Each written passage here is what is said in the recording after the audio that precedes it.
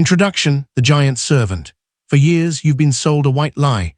They've told you the universe is like a stern but fair father watching you from above with a list of good and bad, deciding if you deserve luck or if you must learn a lesson through pain. They've taught you to feel small, to beg while looking at the sky, and to hope that crumbs of happiness fall. I have to tell you the truth, and it is a brutal truth that might scare you at first. There is no one judging you. The universe is not your father. The universe is not your teacher. The universe is your servant. Imagine for a moment that you are accompanied 24 hours a day by an invisible giant. This giant has the power of a god. He can move mountains. He can make the exact person call you. He can heal your body and he can fill your bank account. But this giant has a terrifying peculiarity. He is totally immoral and obeys blindly. He does not distinguish between good and evil, between what is good for you and what destroys you. He is a mechanism of execution. He is like electricity or gravity. If you use electricity to light your home, it serves you. If you stick your fingers in the socket, it kills you. Electricity doesn't care about you. It only obeys its own nature. The problem is that nobody gave you the instruction manual for this servant. You have been giving orders all your life. You have been giving contradictory orders your whole life without knowing it. When you say, "I want to have money," but your stomach contracts with fear of scarcity, your servant ignores your pretty words and obeys your fear. He hears, "Master, I see you are vibrating in scarcity. Granted, I will bring more bills for you. I will bring more bills so you can continue feeling that scarcity you seem to order so much." The reason your life seems like chaos is not because you have been abandoned. It is because your servant is so faithful, so fast, and so literal that he has been bringing exactly what your unconscious vibration has been screaming for. This audiobook is the forbidden manual that should have been handed to you at birth. We are going to stop asking please. We are going to stop playing the victim of fate. You are going to learn the language of frequency, the only one the universe understands. But I warn you, once you understand how the machinery works, you have no excuses. If your life is a disaster, you will know that it was you who signed the order. And if your life becomes a masterpiece, you will know that it was you who took command. Welcome to the control room of reality. Chapter 1. The universe is deaf. I want you to do something right now. I want you to stop this audio for a second, look around you, and shout with all your might, "I am a millionaire." Do it. Did you do it? Good. Now tell me, did $1 million appear in your bank account? Did anything change in the structure of your reality? Probably not. In fact, you likely felt ridiculous. You probably felt your stomach tighten, and a tiny voice in your head whispered, "Liar, you're broke and you're shouting at the walls." Congratulations. You have just discovered the first law of this forbidden manual. The universe is deaf. For decades, self-help gurus have sold you the idea that the universe is a cosmic waiter taking notes. They told you that if you write your desires on paper 100 times or repeat mantras like a parrot, destiny will obey you. They lied, and that lie is the cause of your frustration. If the universe heard words, everyone praying for money would be rich. Everyone asking for health would be healthy. But you see good people living in misery. Why is the system broken? No, the system is perfect. The error is that you are using the wrong language. The universe doesn't speak Spanish, English, or Sanskrit. The universe is a quantum energy management machine. And as such, it only understands one language, frequency. Your words are wind. Your vibration is the law. As long as you don't understand the difference between what you say and what you broadcast, you will remain a ghost shouting at a machine that has no ears. You are trying to use a vocal key for a vibratory lock. To change the result, you must stop talking to the effect and start communicating with the cause through your energetic signature. The mechanics of the cosmic radio. To understand this, let's forget mysticism and talk about engineering. Imagine an old radio. You want to listen to classical music broadcast at 100 FM, but your internal dial is tuned to 90 FM, where they broadcast heavy metal, chaos, noise, and fear. You can stand in front of that radio and scream at it, "Please play Mozart." You can cry, write letters to the radio station, or be the best person in the world. But as long as your dial remains mechanically at 90, the radio will only play heavy metal. The radio does not hate you. It is not punishing you. The radio is simply a device that responds to tuning, not to requests. You are that radio. Your life is the music. Your physical reality, what you see, touch, and experience, is simply the music playing on the station you have tuned in. The poverty station broadcasts at a specific frequency of fear, contraction, and envy. The wealth station broadcasts at another, freedom, expansion, and gratitude.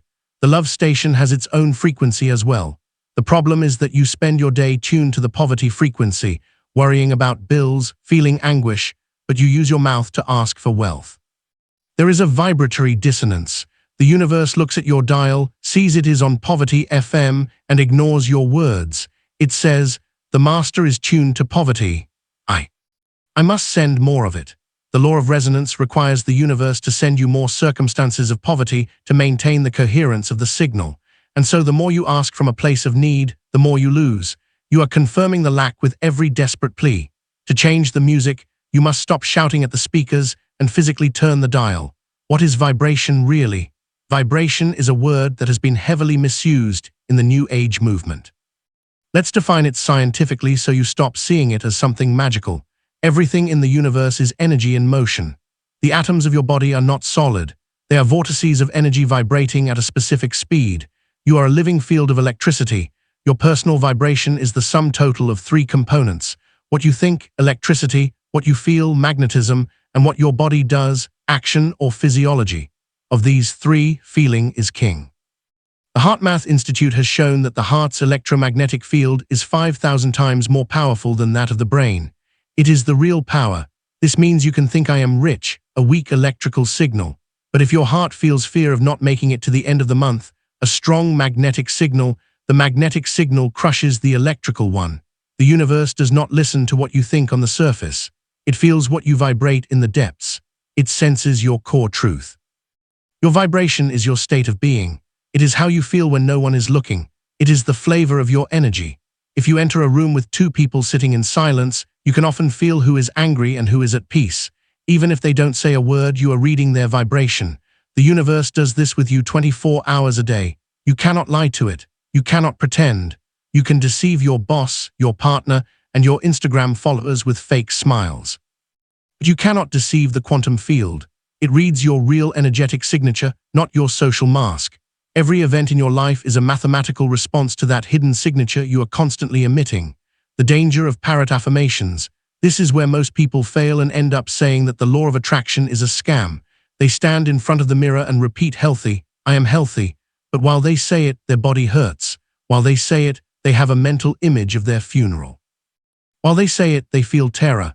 They are creating a signal conflict. When your voice says a positive and your vibration says be negative, destructive interference occurs. In fact, affirmations can be dangerous if not done right. Every time you say, "I am a millionaire," and your subconscious knows you have debts, internal resistance is activated. Your deep mind screams, "Liar, you have $10. That resistance lowers your vibration even further. You feel worse after the affirmation than before. You feel like a fraud, and the universe picks up that vibration of fraud and deception. Result, you manifest more situations where you feel like a fraud. Golden rule: never say words that your emotional system cannot back up. It is better to be silent than to emit a contradictory signal. Vibrating silence is more powerful than incoherent noise. If you cannot feel the wealth yet, do not claim the amount. Instead, claim the feeling of relief or the gratitude for the process. Align your heart with your tongue, or your words will only serve to sabotage your path. The language of need versus the language of gratitude. Let's analyze the two most common signals people send to the universe. First, the signal of need, asking. When you pray saying, "God, please give me money, I need it urgently." What is the vibratory subcommunication? The subcommunication is "I do not have it." You only ask for what you lack. Need is the confirmation of absence.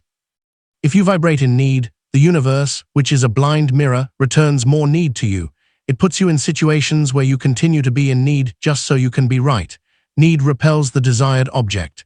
It is like trying to grab water with a clenched fist. The harder you squeeze, the more it escapes through your fingers and disappears. Second, the signal of gratitude, thanking. Gratitude is the opposite frequency. When you say "thank you for this money," the vibratory subcommunication is "I already have it." You only give thanks for what has already been received.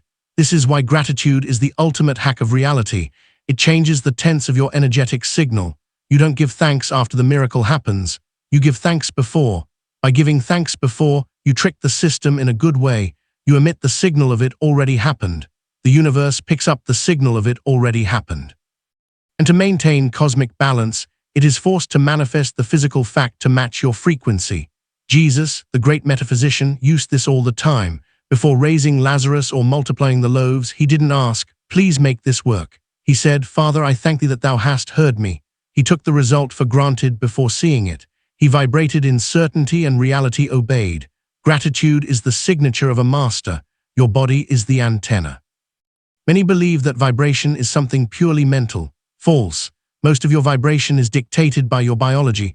You cannot have a success vibration if your body is in a defeat posture. Test it yourself. Let your shoulders drop. Lower your head. Breathe shallowly and put on a sad face. Now try to feel like a winner. It's impossible. Your body is sending a signal of defeat to the brain and the quantum field. Now do the opposite. Lift your head.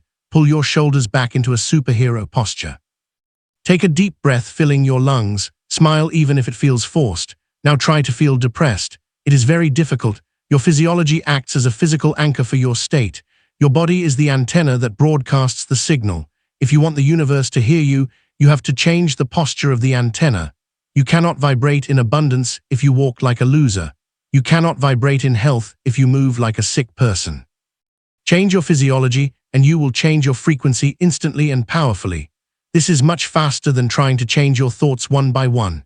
If you want a new life, you must first give your current body the movements and the carriage of the person you intend to become.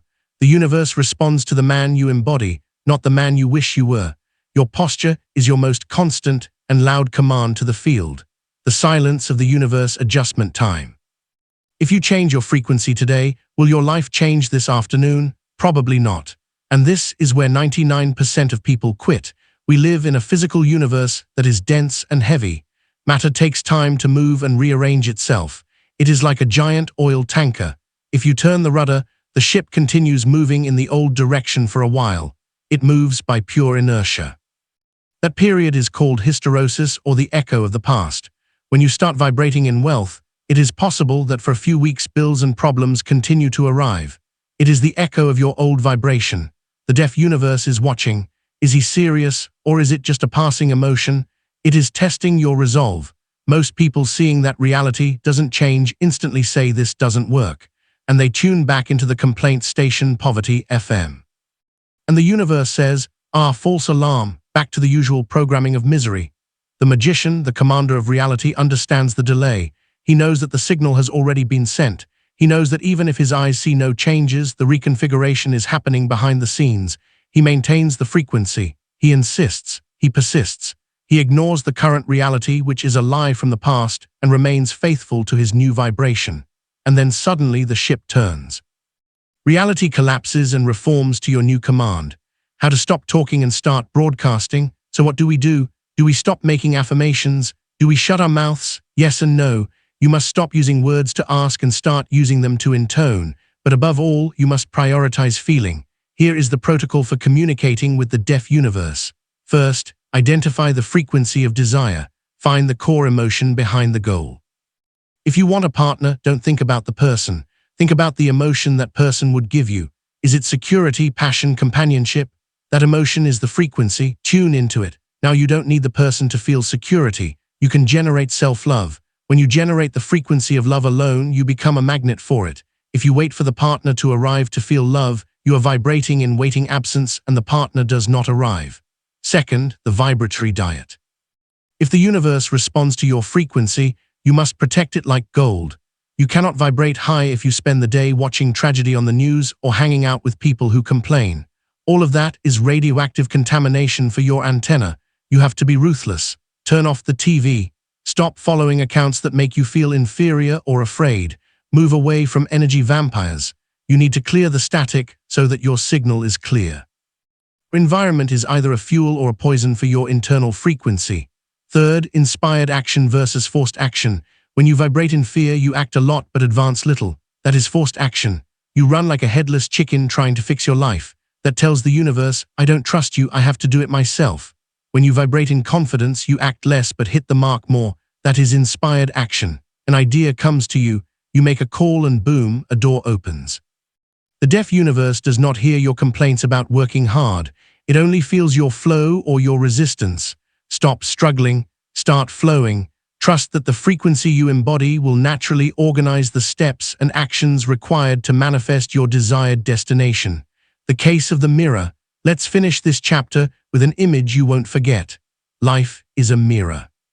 If you stand in front of a mirror with an angry face and shout at the reflection, "Smile, I want to see a smile," the reflection will remain angry. It doesn't matter how much you shout or cry. The mirror has no will of its own. It only reflects the image before it. The only physical and metaphysical way for the reflection to smile at you is for you to smile first. Even if you don't feel like it, even if it feels fake at first, you change the cause and the mirror is forced to change the effect. The universe is that mirror. It is waiting for you to take the first vibratory step. Do not wait to have money to feel abundant. Feel abundant. Dress well, be generous, walk with dignity, and money will arrive to reflect you. Do not wait to be healthy to feel vital. You are the projector. The world is the screen. You don't like the movie, don't shout at the screen. Change the reel of film inside of you. Chapter 2, Blind Obedience.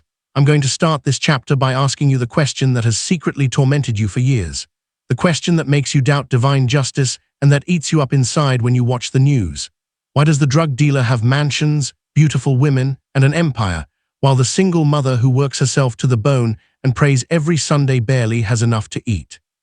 Why does the lying, narcissistic scammer get the promotion while the loyal, honest employee is fired? Why do innocent children die while dictators live to be 90 in beds of silk? If the universe were a fair father, this would make no sense. It would be an abomination. But if you remember what I told you in the introduction, everything fits with terrifying mathematical precision. The universe is not your father. The universe is a machine. Welcome to Chapter 2, Blind Obedience. Today you are going to learn the most dangerous and liberating secret of all. The law has no ethics. Your giant servant, the genie of the lamp, is an immoral executive. He does not distinguish between a desire to save the world and a desire to destroy your own life. He does not judge. He has no opinion. He does not protect you from your own vibratory stupidity. He simply says, "Your wish is my command." The law of electricity. For your logical mind to accept this and stop fighting with God, we need a physical analogy. Think of electricity. Electricity is a powerful force that lights cities, moves trains, and heats homes. It is wonderful. But if a killer uses electricity to execute someone in the electric chair, the electricity works perfectly. Z doesn't say, "Wait, this is a murder. I am good energy. I will not flow." And if an innocent child sticks a fork into a socket, the electricity electrocutes him without mercy. It doesn't say, "Poor thing, he's just a child. He doesn't know what he's doing. I'll lower my voltage." Electricity is impersonal. It follows laws, not morals. If you create the circuit cause, the energy flows effect. Period. Your subconscious mind and the universe work exactly the same way. They are principles, not people. The Bible says it clearly. He maketh his sun to rise on the evil and on the good, and sendeth rain on the just and on the unjust. Matthew 5:45. This is not poetry. This is quantum physics. Creative energy is available to everyone equally. The scammer who has unshakable faith in his success is using the law correctly, technically speaking, and that is why he succeeds. The saint who lives in fear of poverty is using the law incorrectly, technically speaking, and that is why he is poor. The universe doesn't care who you are. It cares how you use the circuit. The genie is a cosmic bureaucrat. Imagine the genie from Aladdin, but take away the funny personality from the Disney movie.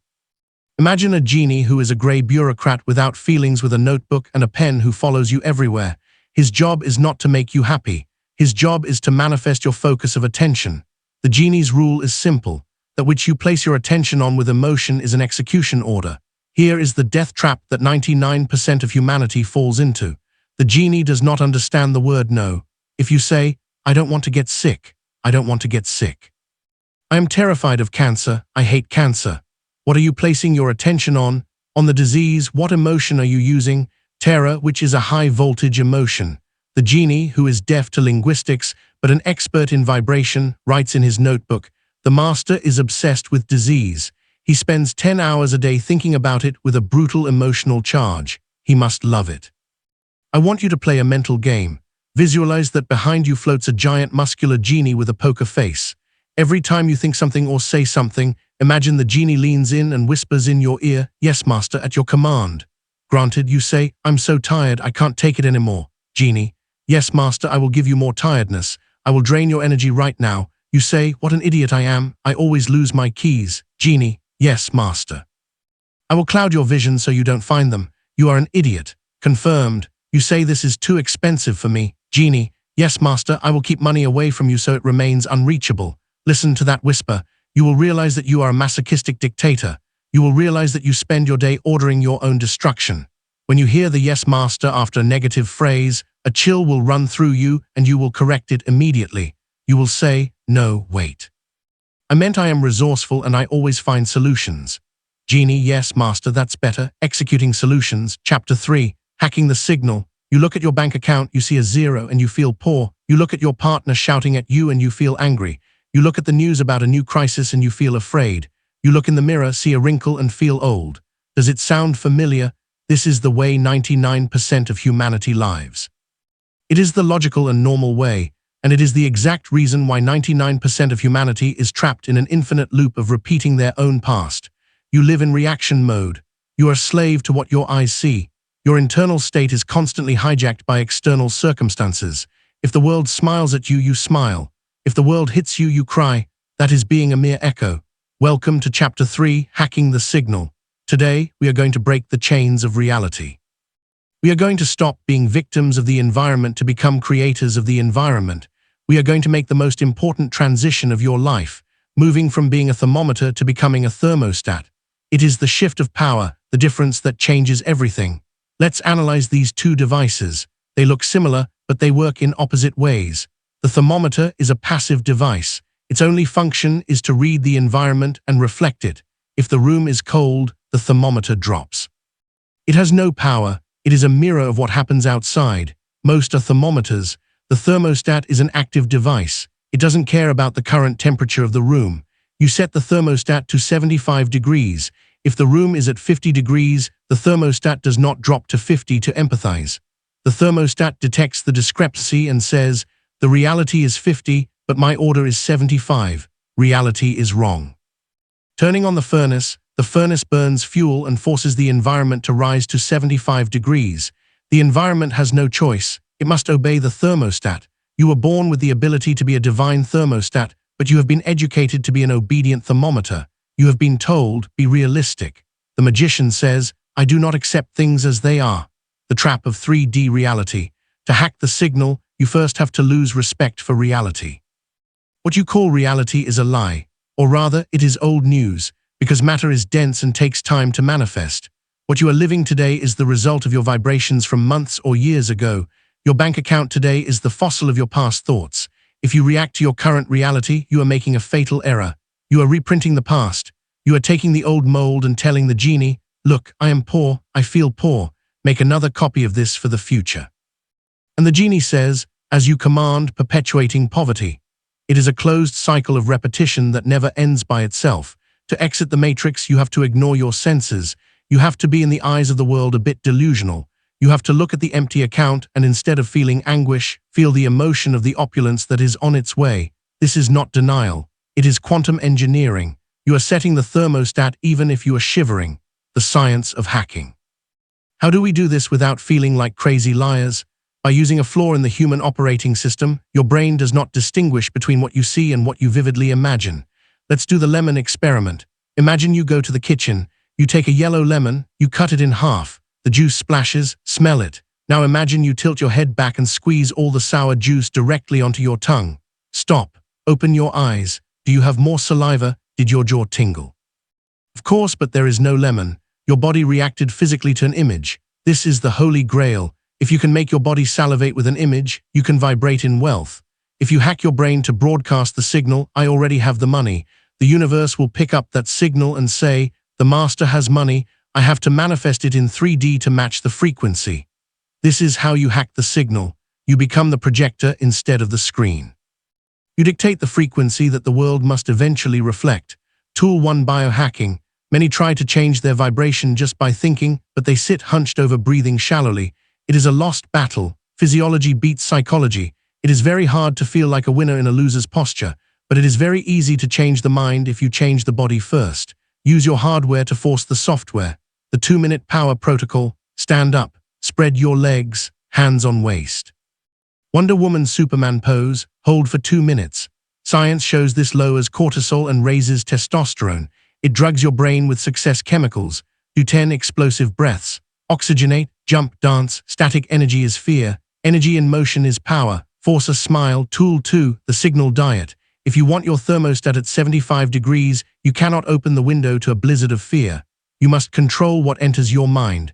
Most treat their mind like a public dump. They watch the news, war, virus, crisis. They listen to sad songs about betrayal, and then they try 5 minutes of visualization. It's useless. Programming wins by volume. To hack the signal, you need an information quarantine. Zero news. If the world ends, you will hear the screams. Cut the cable. High-frequency music lyrics are direct hypnosis to the subconscious. Circle of protection. Stay away from complainers. Imagine a glass shield between you and them. Protect your input. Tool 3, memory of the future. Your brain uses memories to define you. You live based on corrupt files from the past. But here is the hack. The brain doesn't distinguish a real memory from an invented one if you review it enough. Olympic athletes use this. You are going to create memories of the future. Spend 10 minutes a day remembering. Remember the day you got the raise. Remember the smell of the new office. Remember the celebration dinner. Review that memory over and over. Give it color and detail. Eventually, that invented memory will feel more real than your actual past. When that happens, your thermostat is fixed. The universe has no choice but to manifest it. The Hawkins scale. To be scientific, let's use Dr. David Hawkins' map of consciousness. He measured emotions on a logarithmic scale. Shame 20 is the frequency of death. Fear is 100. Anger is 150. The critical point is level 200. Courage. Below 200, you are in survival victim mode. You are invisible to the genie of miracles. You only attract. Above 200, you enter power creator mode. Courage 200, acceptance 350, love 500, peace 600. Your mission is to stay above 200. If you wake up in fear 100, do not make decisions. Your number one priority is to raise your frequency to 200. Operating below 200 is hard work for miserable results. Above 200 is flow and magic results, the art of indifference. This is where beginners fail. You start acting like a thermostat. You set your mind to wealth, but 3 days later a bank letter arrives. Overdrawn, the novice panics and drops their frequency. The master replies, divine indifference. He says, look, a residue from the past. This has nothing to do with me. Pay the bill without negative emotion and keep vibrating in wealth. Do not react. If you react, you validate the 3D reality. You give it power. Reality feeds on your attention. If you starve the problem and feed the solution, the problem dies. You must be able to walk through hell without getting burned because you deny the fire is real. The thermostat click ritual. Visualize a real thermostat on your mental wall. Every time something bothers you, walk to that wall. See the temperature is low. See your hand turning the wheel. Hear the click. That click is your irrevocable decision. I have set the temperature to peace. I don't care if the building is falling. I am at peace. Feel the internal engines turn on. Feel the heat rise from your stomach. Do not wait for the world to change. Change yourself. If you do this, you will see something miraculous. At first, people will look at you strangely, but then the environment will start to change. The world always ends up matching the strongest thermostat. You are the Alpha, Chapter 4. The commander's posture. Imagine the following scene. An emperor enters his own palace. He is the owner of everything the eye can reach. His armies are invincible, his treasures inexhaustible. He approaches one of his servants, a gardener, and kneels before him. The emperor joins his hands, bows his head, begins to cry, and says, "Please, gardener, I beg you. Would you be so kind as to give me an apple from my own tree? I have been good, I have behaved well. Please have mercy on me and give me an apple, I need it so much." What would you think of that, emperor? You would think he has gone mad. You would think he has forgotten who he is. Or even worse, you would think he is a disguised imposter. The gardener would feel uncomfortable, confused, and scared. So the tree is yours, everything is yours. Why do you beg me? Just take it or order me to give it to you. This ridiculous scene is exactly what you do every day with the universe. You are a spark of divinity. You have creative power in your DNA. The universe is your servant. And yet you spend your life kneeling, crying, and begging for things that are already yours by right of consciousness. God, please give me that job. Universe, I beg you to heal me. Please let them call me. This beggar attitude is the number one reason why your manifestations fail. The universe does not respond to pleading at all. The plea is a vibration of I don't have and I'm not worth it. The universe responds to the decree. Welcome to Chapter 4, the commander's posture. Today you are going to stand up. You are going to dry your tears. You are going to stop asking for permission to exist, and you are going to start giving orders to your own reality. Right now, the language of kings. Let us analyze the sacred texts and the history of the great creators. When God creates the world in Genesis, he does not say, "I wish there were light," or "it would be nice if light appeared." He says, "Let there be light." Imperative, and there was light. When Jesus raises Lazarus, he does not say, "God, if it is your will and it is not too much trouble, could you revive my friend?" He says, "Lazarus, come forth." Direct order. This is the language of creation. It is the language of the imperative. Reality is a plastic and moldable substance, but it is inert. It needs a directive force to give it shape. That force is your will. But when you ask please, you abdicate your will. You hand over the power to an imaginary external force. You place yourself in a position of inferiority. And remember the rule of the vibratory hierarchy. The inferior can never command the superior. If you behave like a worm before life, life will step on you. That is the dynamic. That is the natural dynamic between a foot and a worm. If you behave like a commander, life will square up and wait for instructions. The psychology of the alpha dog. The universe functions in a very similar way to a pack of wolves or wild dogs. If you enter an enclosure with dangerous dogs showing fear, walking hunched over, they smell you. They will know you are prey. They will attack you. But if you enter with a straight back, breathing calmly, looking them in the eye, and projecting an energy of "I am the boss here," the dogs will calm down. They will move aside. Some will even wag their tails. You didn't have to hit them or shout. You only had to show your rank clearly. Reality smells your vibratory rank. When you doubt, when you ask for guarantees, when you say, "What if it goes wrong?" you are emitting the scent of prey. Problems like debts, illnesses, or conflicts are predators. They smell your weakness and attack with more force. The commander's posture consists of changing your scent entirely. It consists of walking through the world with the absolute certainty that everything you see is there to serve you. It is not arrogance. It is natural hierarchy. Your consciousness is the king. Matter is the subject. Matter cannot organize itself without consciousness. It needs you. You are the architect of the formless substance. Difference between authority and arrogance. This is where people get confused and afraid. But if I give orders, won't I be an arrogant egomaniac? Won't God punish me for being proud? There is a vast difference between authority and arrogance. Arrogance is born from fear.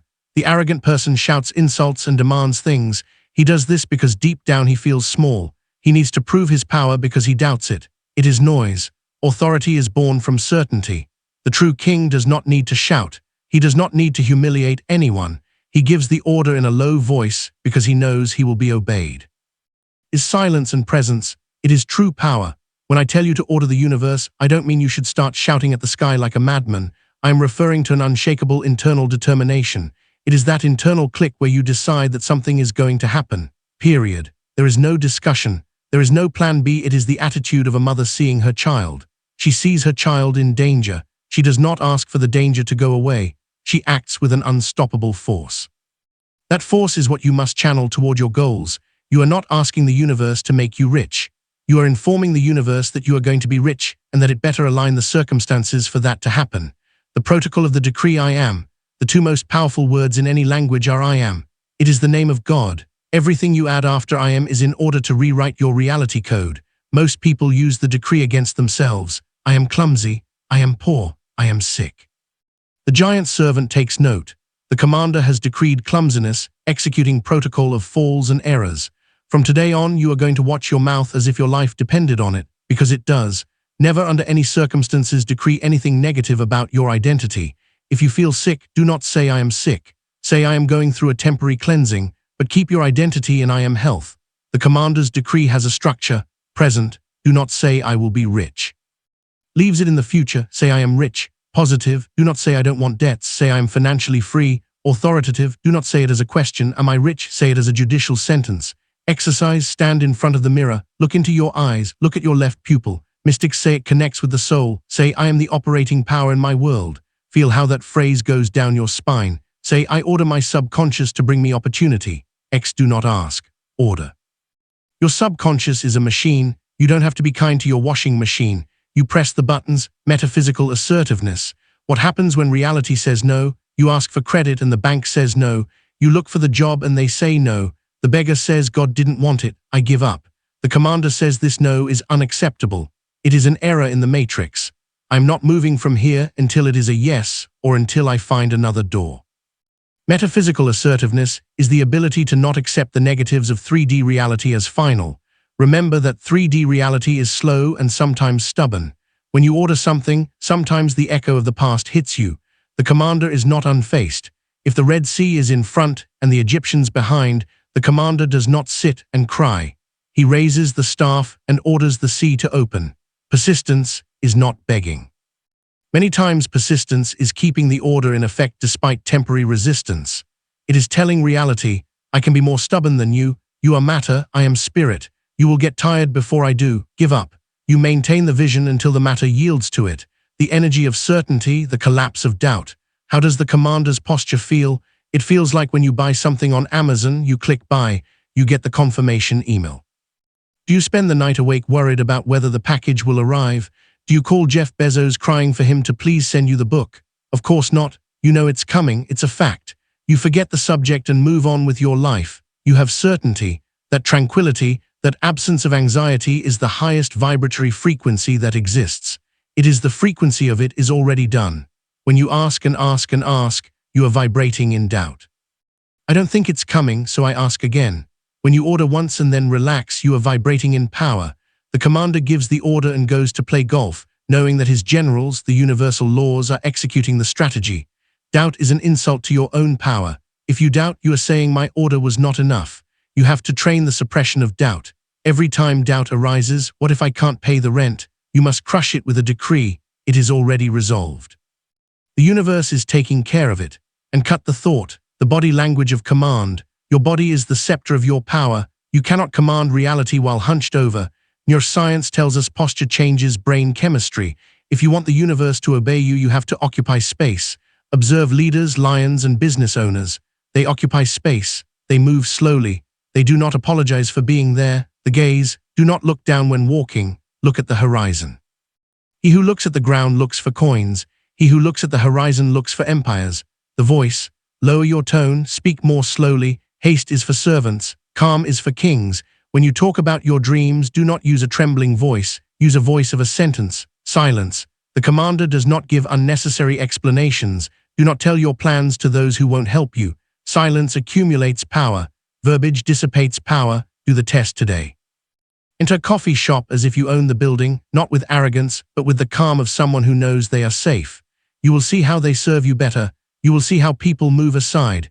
You will see how the field reorders itself before your presence. You are training your muscle of authority right now. Stop asking permission. We have been raised to ask permission for everything.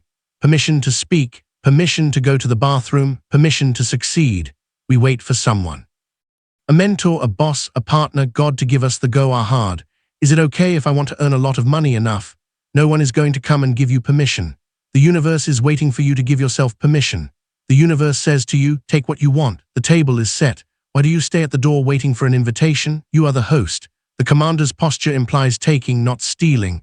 That is a vibration of lack. Taking what is yours by divine right, assuming your place.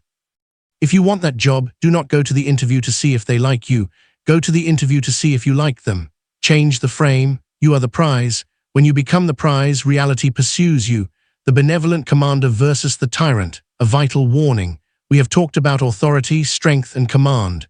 This can be corrupted. It can be corrupted easily if you have no heart. A commander without love is a tyrant. And tyrants always end up overthrown by the law of cause and effect. Your authority is over energy, not over people. Never use this posture to crush other human beings. Never use it to manipulate or force the will of others. Your kingdom is your reality. It is your own reality, your own mind, and your own circumstances. Be relentless with your fears, but be kind to people. Be hard on your doubts, but compassionate with the mistakes of others. The true king protects his people. Your people are your emotions, your projects, your body. Protect them, give them orders to prosper. When you order prosperity for yourself, you implicitly order that you will have resources to help others. The benevolent commander wants power to serve better. The tyrant wants power to be served. The universe serves the benevolent commander with joy, but conspires to destroy the tyrant. Choose your side. Well, this is a responsibility. The commander's morning ritual. How do we start the day? Most start the day in reactive mode, checking the phone, seeing what emergencies there are. They start the day like private soldiers receiving orders from the world. You are going to start the day issuing the orders. The awakening. As soon as you open your eyes, do not move, feel your body. The decree, say out loud or mentally, "This is my day. I order that there be order, success, and joy in my world today. Nothing can disturb my peace because I am the one in charge here." The schedule visualization. Review your day mentally, visualize meetings and trips, but do not see them with fear. See them turning out exactly as you want. Impose your will over time before it happens. That meeting will be a success, traffic will be fluid, you are paving your path. When you do this, you leave home with the magnetic field activated, problems bounce off your shield, opportunities stick to your suit, you have established the tone, you have marked the territory. The secret of martial faith.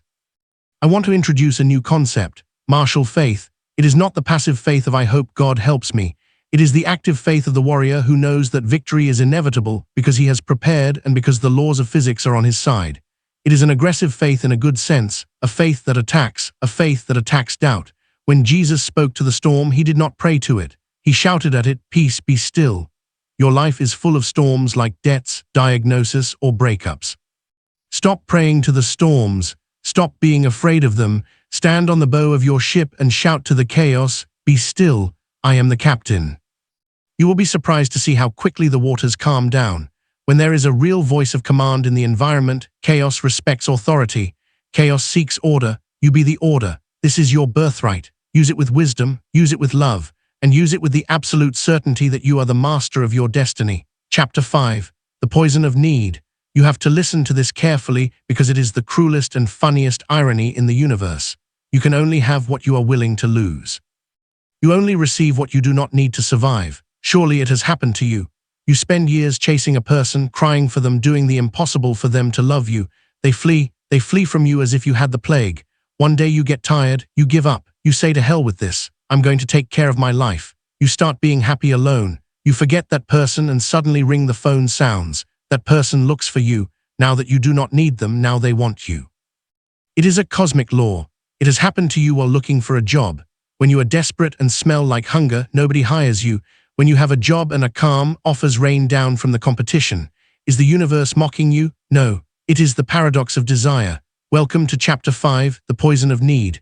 Today you are going to learn something vital. Today you will learn that need is the most powerful repellent that exists. Need stinks. It has a nauseating vibratory smell that drives away money, love, and health.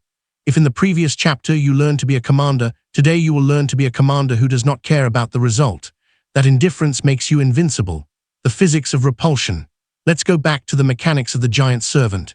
You order, "I want $1 million," but your emotional subtext, your real vibration, screams, "I need it urgently because if I don't have it, I die. I am afraid. I am incomplete without that money." The giant servant analyzes the signal and the lack. What is the dominant frequency? Scarcity and fear. Need is by definition the confirmation that you do not have. You cannot need what you already have. You do not need air right now. You simply breathe it. You do not need your shoes. You are wearing them. If you need money, you are vibrating in absence of money. It is clear. And since the universe is a photocopier of vibrations, it will give you more circumstances that justify your need. It will keep you in the state of needing. It is like trying to catch a butterfly. If you run after it with a net, screaming and sweating, the butterfly will fly far away, terrified by your turbulence and your stress. If you sit quietly in the garden, tend to your flowers, and forget about the butterfly detachment, it is very likely that the butterfly will come and perch on your shoulder. Chasing is driving away, attracting is allowing. The universe responds to the invitation of a peaceful heart, not to the demands of a soul that feels empty. The desperate salesman syndrome. Imagine you walk into a clothing store. Immediately a salesman pounces on you. He looks at you with hungry eyes. He chases you through the aisles. "Buy this from me, please. I need the commission. I have debts. Take these pants. They look great. Buy them." How do you feel? You feel rejection. You feel disgusted. You feel like running out of the store and never coming back. Even if the pants are nice, you don't buy them because the salesman's energy is toxic. It is the energy of taking, not giving. Now imagine the same store. You enter and the salesman is calm, well-dressed, busy with his things. He greets you genuinely. He greets you with a genuine smile and says, "If you need anything, I'll be over there. Enjoy looking around." And he continues with his life. You feel space. You feel freedom. Relax. You try on the pants. You like them. You buy them. The salesman projected authority and abundance. He projected, "I'm fine if you buy and I'm fine if not." That is the vibration that sells. You are a salesman. You are selling your desire to the universe. If you vibrate like the desperate salesman, God give me this or I die, the universe runs away. Need blocks the flow. It creates an excessive potential, a tension in the quantum field that prevents the manifestation from occurring. Bring your desire down from the pedestal. The root problem of need is idolatry. You put your goal on a pedestal. You look up at money as if it were an unreachable god. You look at that special person as if they were an angel and you were a worm. You look at perfect health as a distant miracle. Listen well, everything is equal. Everything you put on a pedestal looks down on you. When you idealize something, you push it away. You create an unbridgeable vibratory distance. The commander does not idolize. Money is not a god. It is printed paper and digits on a computer. It is a tool like a hammer. You do not pray to a hammer. You use it for your work. That special person is not an angel. They are a human being who goes to the bathroom and has bad breath in the morning. Bring them down from the pedestal. Your dream is not the big thing. It is something normal for someone of your level. You have to trivialize your goal. You have to lose respect for it in a good sense. Lower it. While you see it as gigantic and impossible, your subconscious will not let you have it because it does not feel up to the task. Treat $1 million as you would treat 10 cents with the same naturalness. When you take away the importance, you eliminate tension. And when you eliminate tension, the energy flows, turning need into preference. So how do we desire something without needing it? By making a deep semantic and emotional change. Change, I need it to I prefer it. I need this job or my life is over. Vibration, fear, death, preference, I prefer to have this job, I would love it and I will enjoy it. This is power, but if I don't have it my life goes on. I am valuable and I will find another equal or better. I don't depend on this to be me. Vibration, freedom, power, do you see the difference? Preference is a clean desire. It is the desire to play and win, but without the terror of losing. It is the attitude of someone playing a video game. You want to win the game. Of course, you try hard, you get excited. But if you lose a life, you don't throw the console out the window or get depressed for 3 months. You say, oh well, and you restart because you know it's a game. Life is a game. Money is points on the scoreboard. When you play with lightness, you win more. When you play with the heaviness of my life depends on this, your hand trembles and you miss the shot. The field responds to the relaxed master, not the tense slave. Release the importance and you will gain the prize. The universe loves the light-hearted player who enjoys the match regardless of the final score on the board. The power of Plan B destroying fear. Need is born from the fear of not having options. It is this person or no one. It is this job or ruin. That tunnel vision is a lie. We live in an infinite universe. To kill need, use the worst-case scenario technique. Look your fear in the face and ask, what happens if I don't get the money? The ego says, you will die. Reality says, well, I'll have to sell the car, move to a smaller flat and eat rice for a while. Will I survive? Yes. Will I still have my family? Yes. Can I try again? Yes. The moment you accept the worst-case scenario, the fear disappears.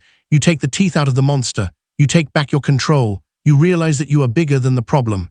And paradoxically, when you accept that you could live without your desire, that is when the desire arrives faster because you have let go of the rope.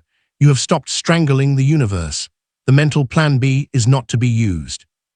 It is to give security to your reptilian brain. This relaxes your vibration and allows the manifestation of Plan A by being okay with the alternative. You remove the resistance that was blocking your primary goal. You become a fluid channel through which the universe can finally deliver the order you placed long ago. Security creates the path for the physical manifestation. The law of reversed effort.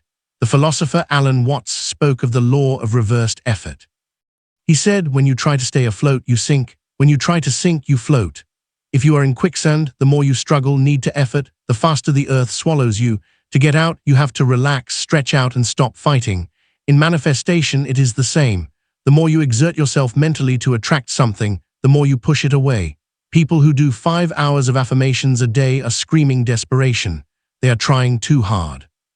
The commander gives the order once with clarity and then goes about his business. He trusts the giant servant. Trust that the order has been received. If you order a pizza, you don't call the pizzeria every 3 minutes shouting, "Is the pizza coming? For sure, I'm hungry." If you do that, you look crazy and you disturb the cook. You order, you hang up, you set the table, you wait, you know it's coming. That peace is the presence of faith. You are the cake, not the cherry. Need comes from an error of identity. You believe you are an incomplete cake and that the desire, money, love is the ingredient you lack to be full. When I have that, I will be happy. Lie. If you are not happy without it, you will not be happy with it. You are already a whole being. The desire is not the missing ingredient. The desire is the cherry on top of the cake. You are already the complete cake. You are already valuable. You are already life. You are already consciousness. Money is a fun ornament. A partner is pleasant company, but none of that completes you. You are infinite right now. When you understand that you are complete right now, the need evaporates. You say, I feel great being me. And besides, I'm going to have that sports car because it's fun. But if I don't have it, I'm still great. That attitude is magnetic. The universe loves to give things to people who already feel rich and complete. The universe does not like to give things to people who feel empty because voids are black holes that are never filled. Fill yourself first with self-love, peace, gratitude, and the outside world will bring you gifts to celebrate your fullness. Like attracts like. Fullness attracts more abundance into your physical life. The so what technique.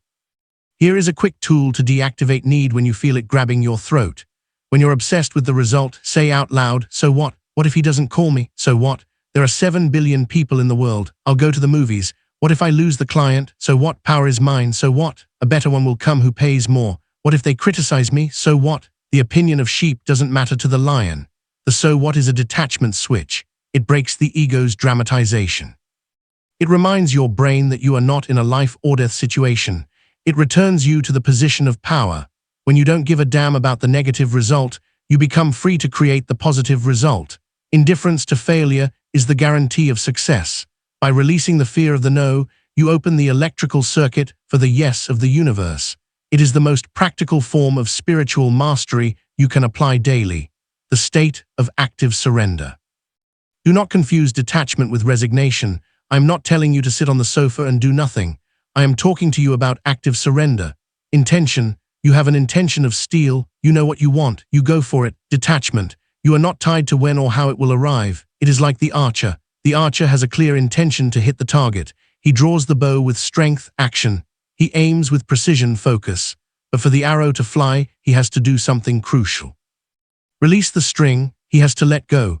If he stays clutching the string for fear of failing, the arrow does not leave. The moment of power is the moment of letting go. Your need is your hand clutching the arrow. Let go, trust your aim, trust the wind, trust gravity. Let the universe do the flight part. You just do the part of aiming and releasing. The arrow of your desire will reach its destination only when you stop holding it back. The test of faith. Often right after you declare your desire, the universe puts you to a test. It takes something away from you or it seems that everything is going wrong. It is the test of need. The universe asks, are you going to panic? Are you going to vibrate in scarcity again? Or are you going to stand firm? Watch. If you panic, you fail the test. You prove that you still need and that you do not trust. If you stay calm and say, this is only an appearance. My desire is on its way. I'm not moving. You pass and then the floodgates open. Remember, the dog smells fear. Reality smells your fear of losing. It is a natural process. If you are not afraid to lose, reality has no power over you. And when reality has no power over you, you have power over it. Stand tall in your preference, release your need, and watch how the giant servant organizes the atoms of the world to fulfill the order of the one who knows they are already complete. Chapter 6. Radical Assumption. You have been given the worst advice in history. You have heard it in movies, read it on coffee mugs, and your friends have told it to you when you are sad. The advice is just be yourself. I want you to analyze this coldly. If your current self is broke, depressed, anxious, and full of fears, why on earth would you want to continue being yourself? Being yourself is what has brought you to this disaster. Yourself is a set of expired habits, unresolved traumas, and limiting programs that you inherited from your parents and society. To defend that identity is to defend your own prison. For the universe to obey you and deliver a new life, the old you has to die. You must change. You have to commit metaphysical suicide and be reborn as a different person. The universe does not respond to what you want. It responds to who you are. Welcome to Chapter 6, Radical Assumption. Here we are going to destroy the hypocrisy of authenticity. Poor people are authentically poor. Rich people are authentically rich. It is a state. If you want to change sides, you have to start by being an imposter. You have to hack reality by pretending to be who you want to be with such intensity and constancy that the universe has no choice but to harden that fiction and turn it into a fact of cement. They say in English, fake it till you make it. I tell you, fake it until you become it. The law of assumption, the secret of the masters. The great mystic Neville Goddard left us the sharpest tool of all, the law of assumption. This law dictates to assume the feeling of the wish fulfilled.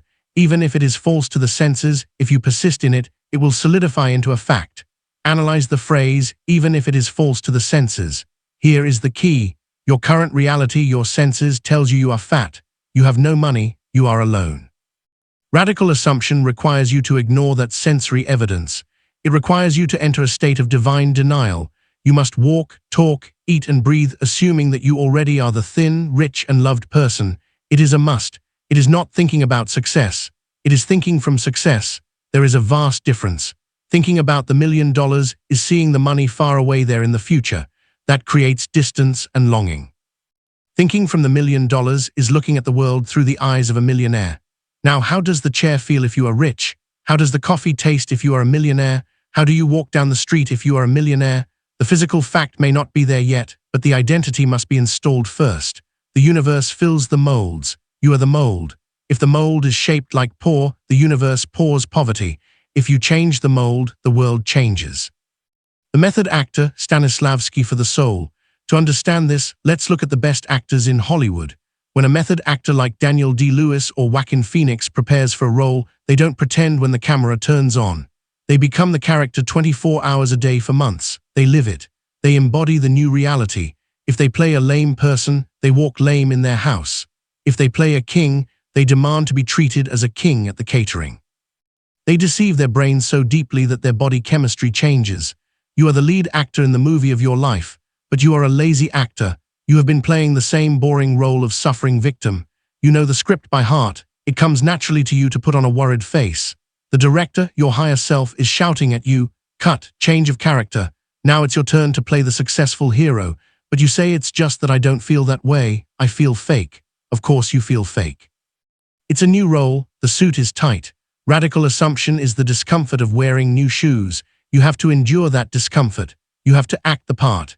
Even if you feel like a fraud at first, the constant repetition of the acting makes it so that one day the role possesses you. One day you stop acting and you simply are. The fiction becomes your new biological truth. The imposter syndrome is your friend. Many people are afraid of imposter syndrome. That little voice that says, "Who are you trying to fool? You are not a successful businessman. You are an unemployed person playing at offices. You are a fraud." When you hear that voice, be glad. Imposter syndrome is the proof that you are growing. It means you are occupying new territory that your ego does not yet recognize as a comfort zone. If you don't feel like an imposter, it's that you are not aiming high enough. When you radically assume a new identity, your old subconscious mind rebels. It launches panic attacks. It launches shame. Your job is to maintain the character. Tell that voice, "Yes, I am an imposter. I am supplanting my old failed self with my new successful self. And I am such a good actor that reality is going to believe it." Remember, the brain does not distinguish between reality and vivid imagination. If you act like a confident person for 30 days straight, your brain will rewire itself. Neuroplasticity is at your service. Faking changes the physical structure of your brain.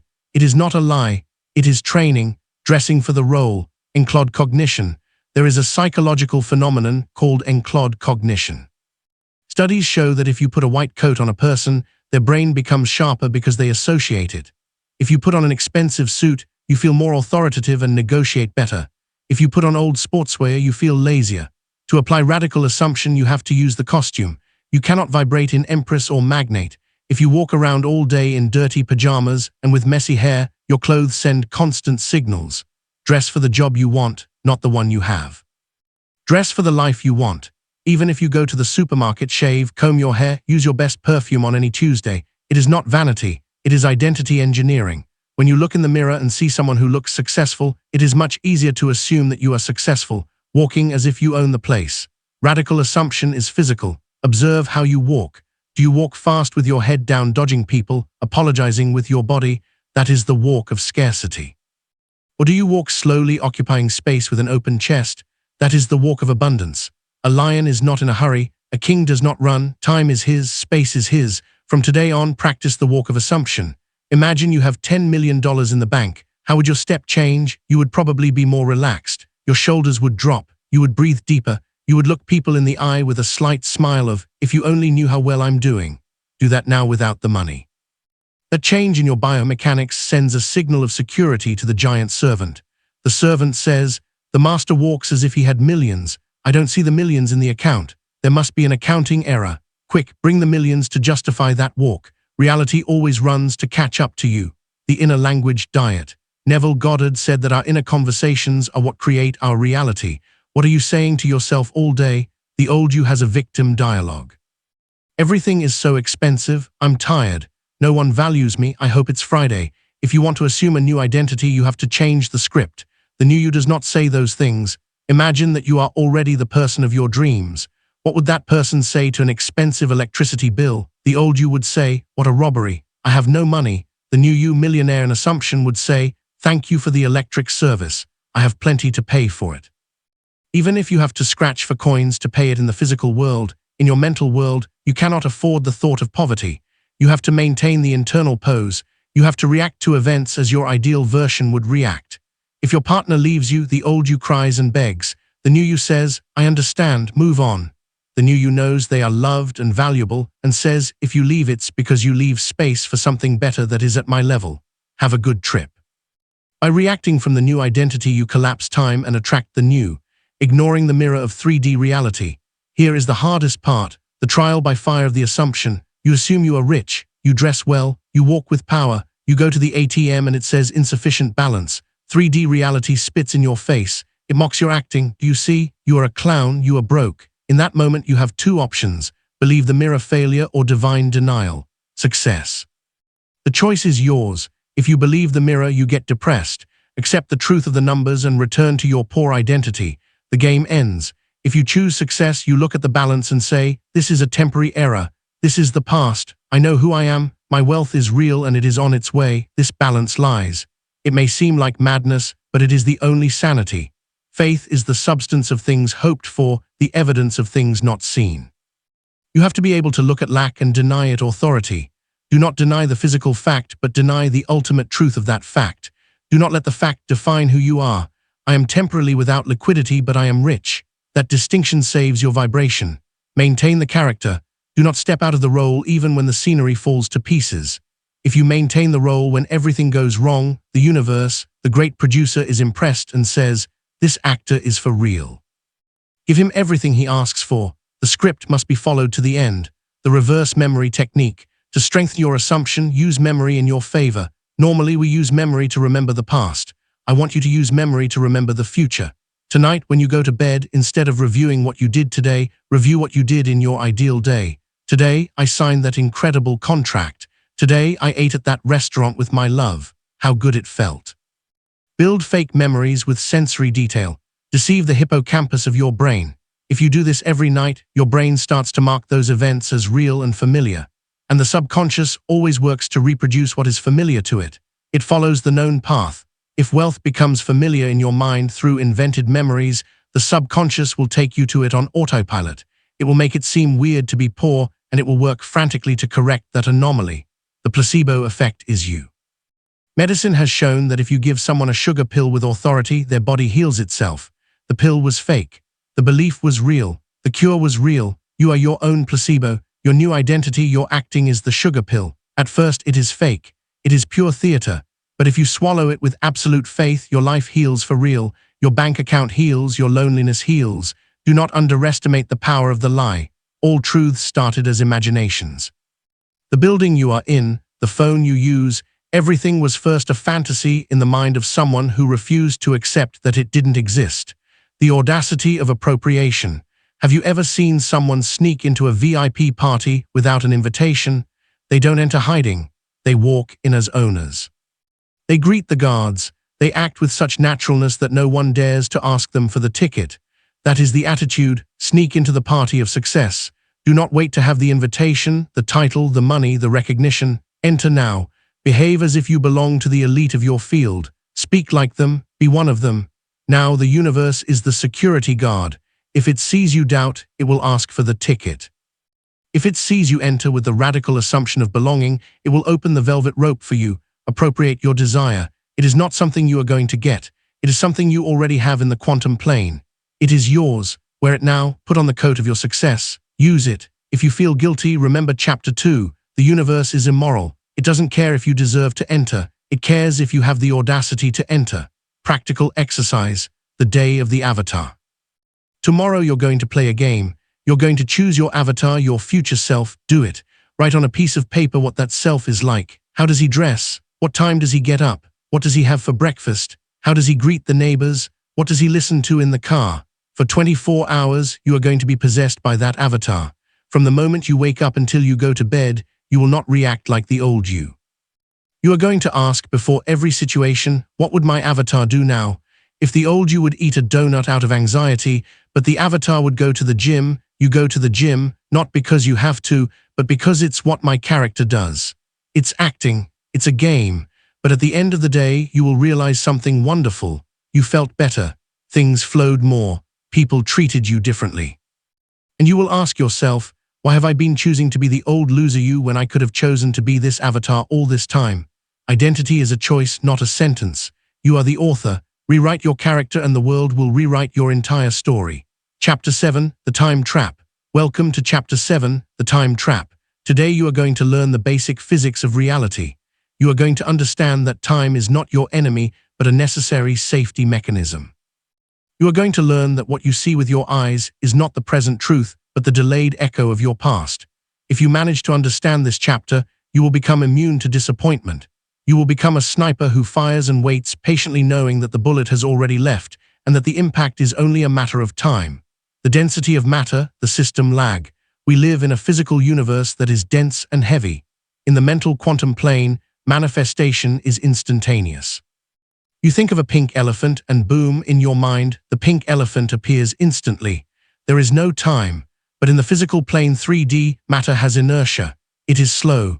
Imagine you are driving a speedboat, your thoughts. You can turn the wheel and the boat turns instantly. Now imagine you are driving a giant ocean liner loaded with steel containers, your physical reality. You turn the rudder hard. You change your vibration today. Does the ship turn instantly? No. For several miles, the ship continues moving in the old direction due to accumulated inertia. If you are a rookie captain, you will panic.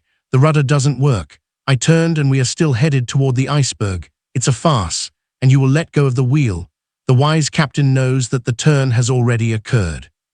He knows the turn happened in the engine room, but the mass of the ship takes time to respond. He holds the wheel steady. He knows that inevitably the inertia will run out, and the ship will begin to veer majestically toward the new destination. Your life is that ocean liner. You have spent 20, 30, or 40 years vibrating in scarcity and limitation. You have generated a brutal inertia. Do not expect the ship to turn 180 degrees just because you vibrated in abundance for 3 days. You have to sustain the order during the hysteresis delay period.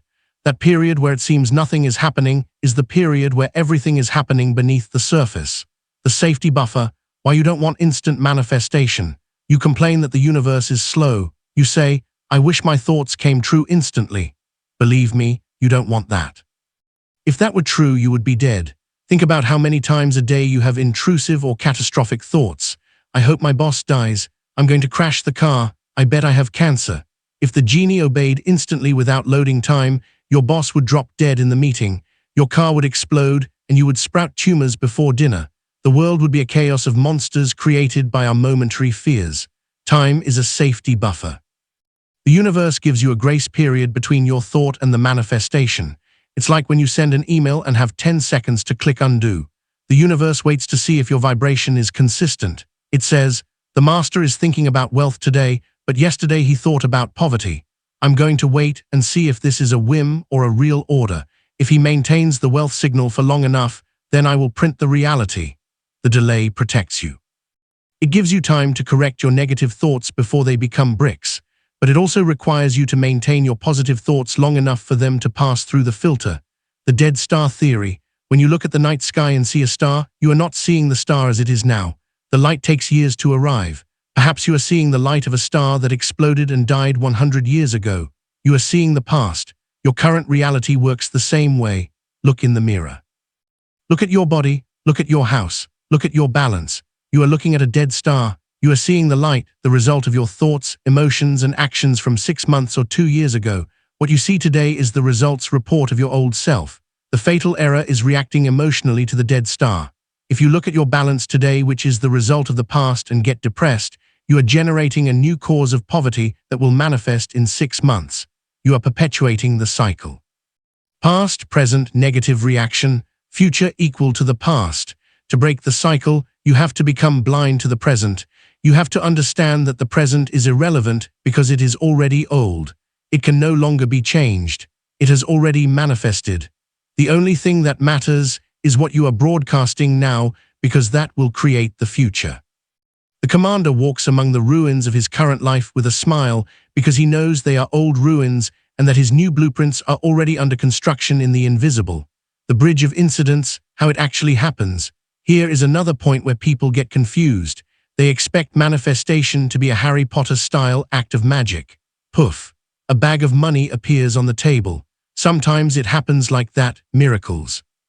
But 90% of the time, the universe uses the path of least resistance. Neville Goddard called it the bridge of incidents. It is a chain of natural and logical events that lead you to your desire. And here is the trap. Sometimes the bridge of incidents looks like a misfortune at first.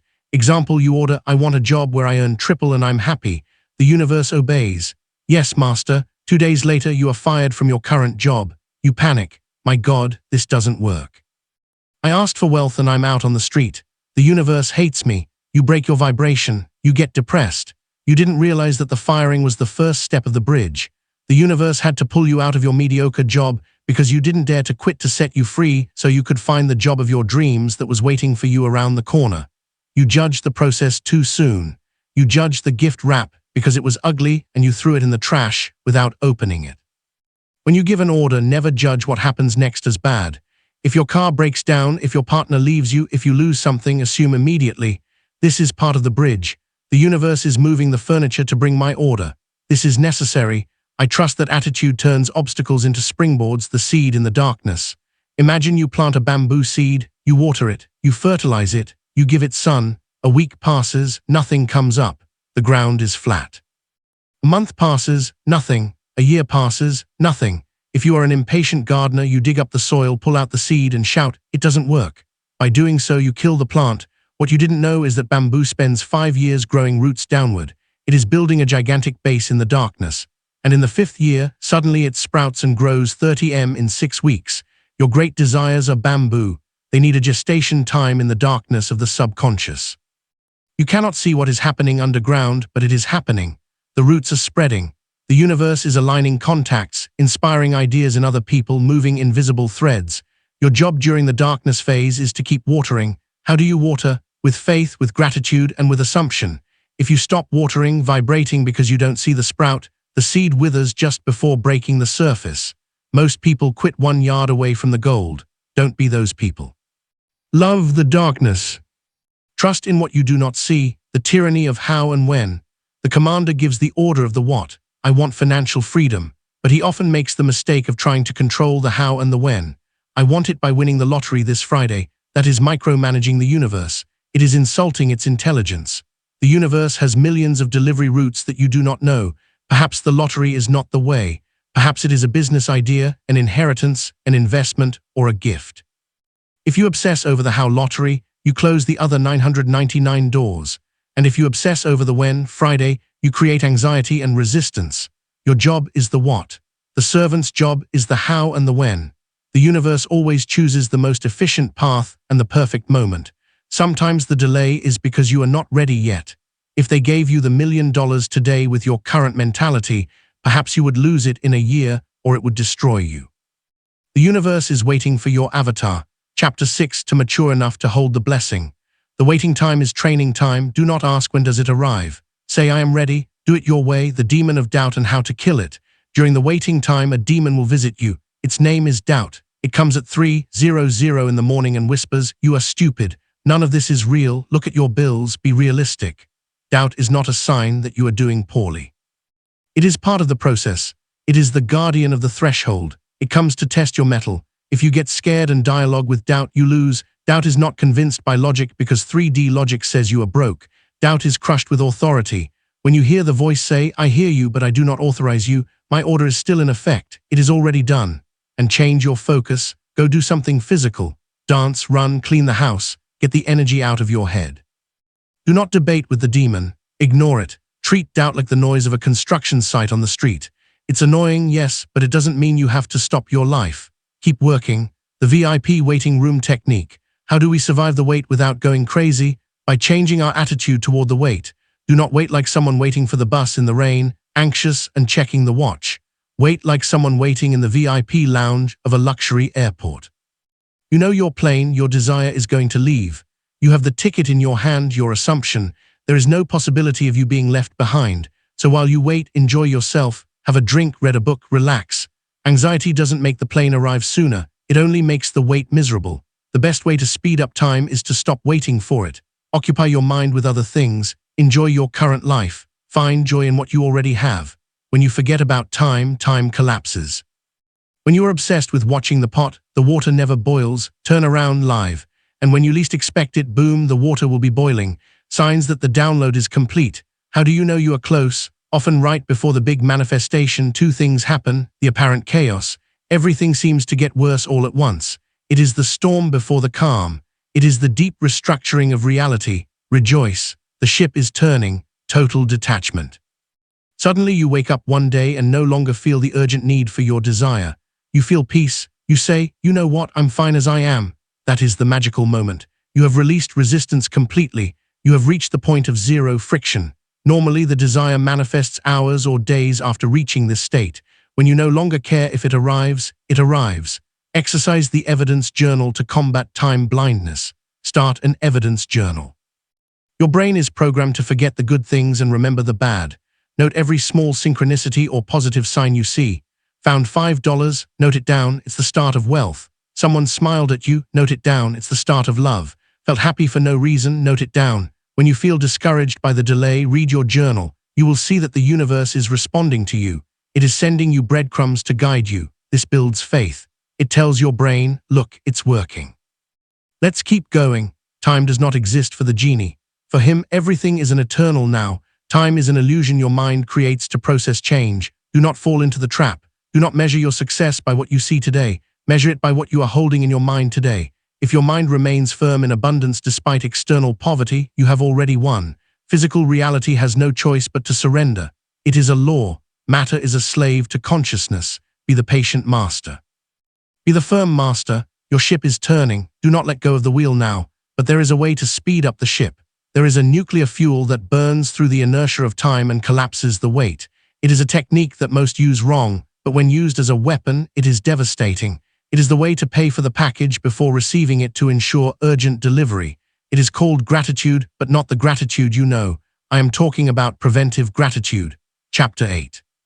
Preventive gratitude. Tell me if this sounds familiar. Someone does you a favor, gives you a gift, or opens a door and you say thank you. It is an automatic reaction. It is politeness. It is what your parents taught you. You say thank you when they give you something. The problem is that this social programming has destroyed your ability to use gratitude. You have been taught that gratitude is a reaction. It comes after the event. But in the kingdom of the mind, gratitude is not a reaction. It is a cause. Welcome to Chapter 8, Preventive Gratitude. Today we are going to flip the temporal equation. You will learn that thanking for what you don't have is the fastest and scientific way to get it. You are going to learn that gratitude is not a kind word. It is a programming code that tells the giant servant the package has already arrived. Sign the receipt and close the cycle. And when the servant sees that you have signed the receipt gratitude, he enters constructive panic and runs to materialize it so that the accounts match up. The vibratory signature of it already happened. Let's go back to the cosmic radio from Chapter 1. Let's remember the frequencies. Asking is the frequency of absence, I don't have it. Waiting is the frequency of doubt, I hope it arrives. Thanking is the frequency of possession, it is already mine, it is an emotional signature. Physiologically and neurologically, it is impossible to feel genuine gratitude for something that does not exist in your experience. Your primitive brain does not give thanks for hunger, it gives thanks for food. Therefore, the emotion of gratitude is the final evidence that the desire has been fulfilled. It is the seal of case closed. When you apply preventive gratitude, you give thanks before seeing. You are hacking the system. You are generating the emotion of the final result in the present. The universe, which is blind, and only feels vibrations, receives your signal of intense gratitude and says, "Wait a moment. The master is vibrating in thank you that exists now." The universe says that vibration only occurs when the desire is already fulfilled. Therefore, in his quantum reality, the desire already exists. I have to align physical reality immediately so that it matches that signal. It is the collapse of time. Jesus, in front of the tomb of Lazarus, gave thanks before the dead man moved a single finger. That gratitude was the force that pulled the dead man out of the tomb. If you wait to see the miracle to give thanks, you are late. The miracle needs your gratitude as fuel to start. Without that fuel, the engine of manifestation cannot run. You must be the one who provides the spark through your deep appreciation of the unseen reality. The cosmic purchase receipt. Imagine you go to an appliance store, you pay for a giant television, they give you a receipt, they tell you, "We will send it home tomorrow." You leave the store, you don't have the TV in your hands, you have a paper, but how do you feel? Do you feel anxious? Do you shout, "I don't have a television"? No, you feel happy. You feel like the owner of the television. If someone asks you, you say, "I bought a new TV." You don't say, "I hope to have a TV." Why do you have that certainty? Because you have the receipt. The receipt is proof of ownership. Even if the physical object is on a delivery truck, preventive gratitude is your receipt. When you give thanks for your perfect health, even if your body hurts, you are printing the receipt. You are claiming ownership. You are telling the universe, "I have the receipt. I have paid with my faith and my vibration. Delivery is guaranteed." This attitude eliminates anxiety. No one who has the receipt in their hand doubts the delivery. Anxiety is the proof that you do not believe it is yours. Gratitude is the proof that you know it is yours. It is the end of the struggle and the beginning of the possession. By giving thanks now, you align your entire being with the outcome you desire, and you stop the friction that prevents your good from reaching your physical hands. The antidote against fear. There is a fascinating biological law. The brain cannot be in a state of fear and gratitude at the same time. They are opposite neural circuits. Fear activates the amygdala, fight or flight. Gratitude activates the prefrontal cortex and releases dopamine and oxytocin, repair and pleasure. It is a choice. You cannot run from a lion and give thanks for the landscape at the same time.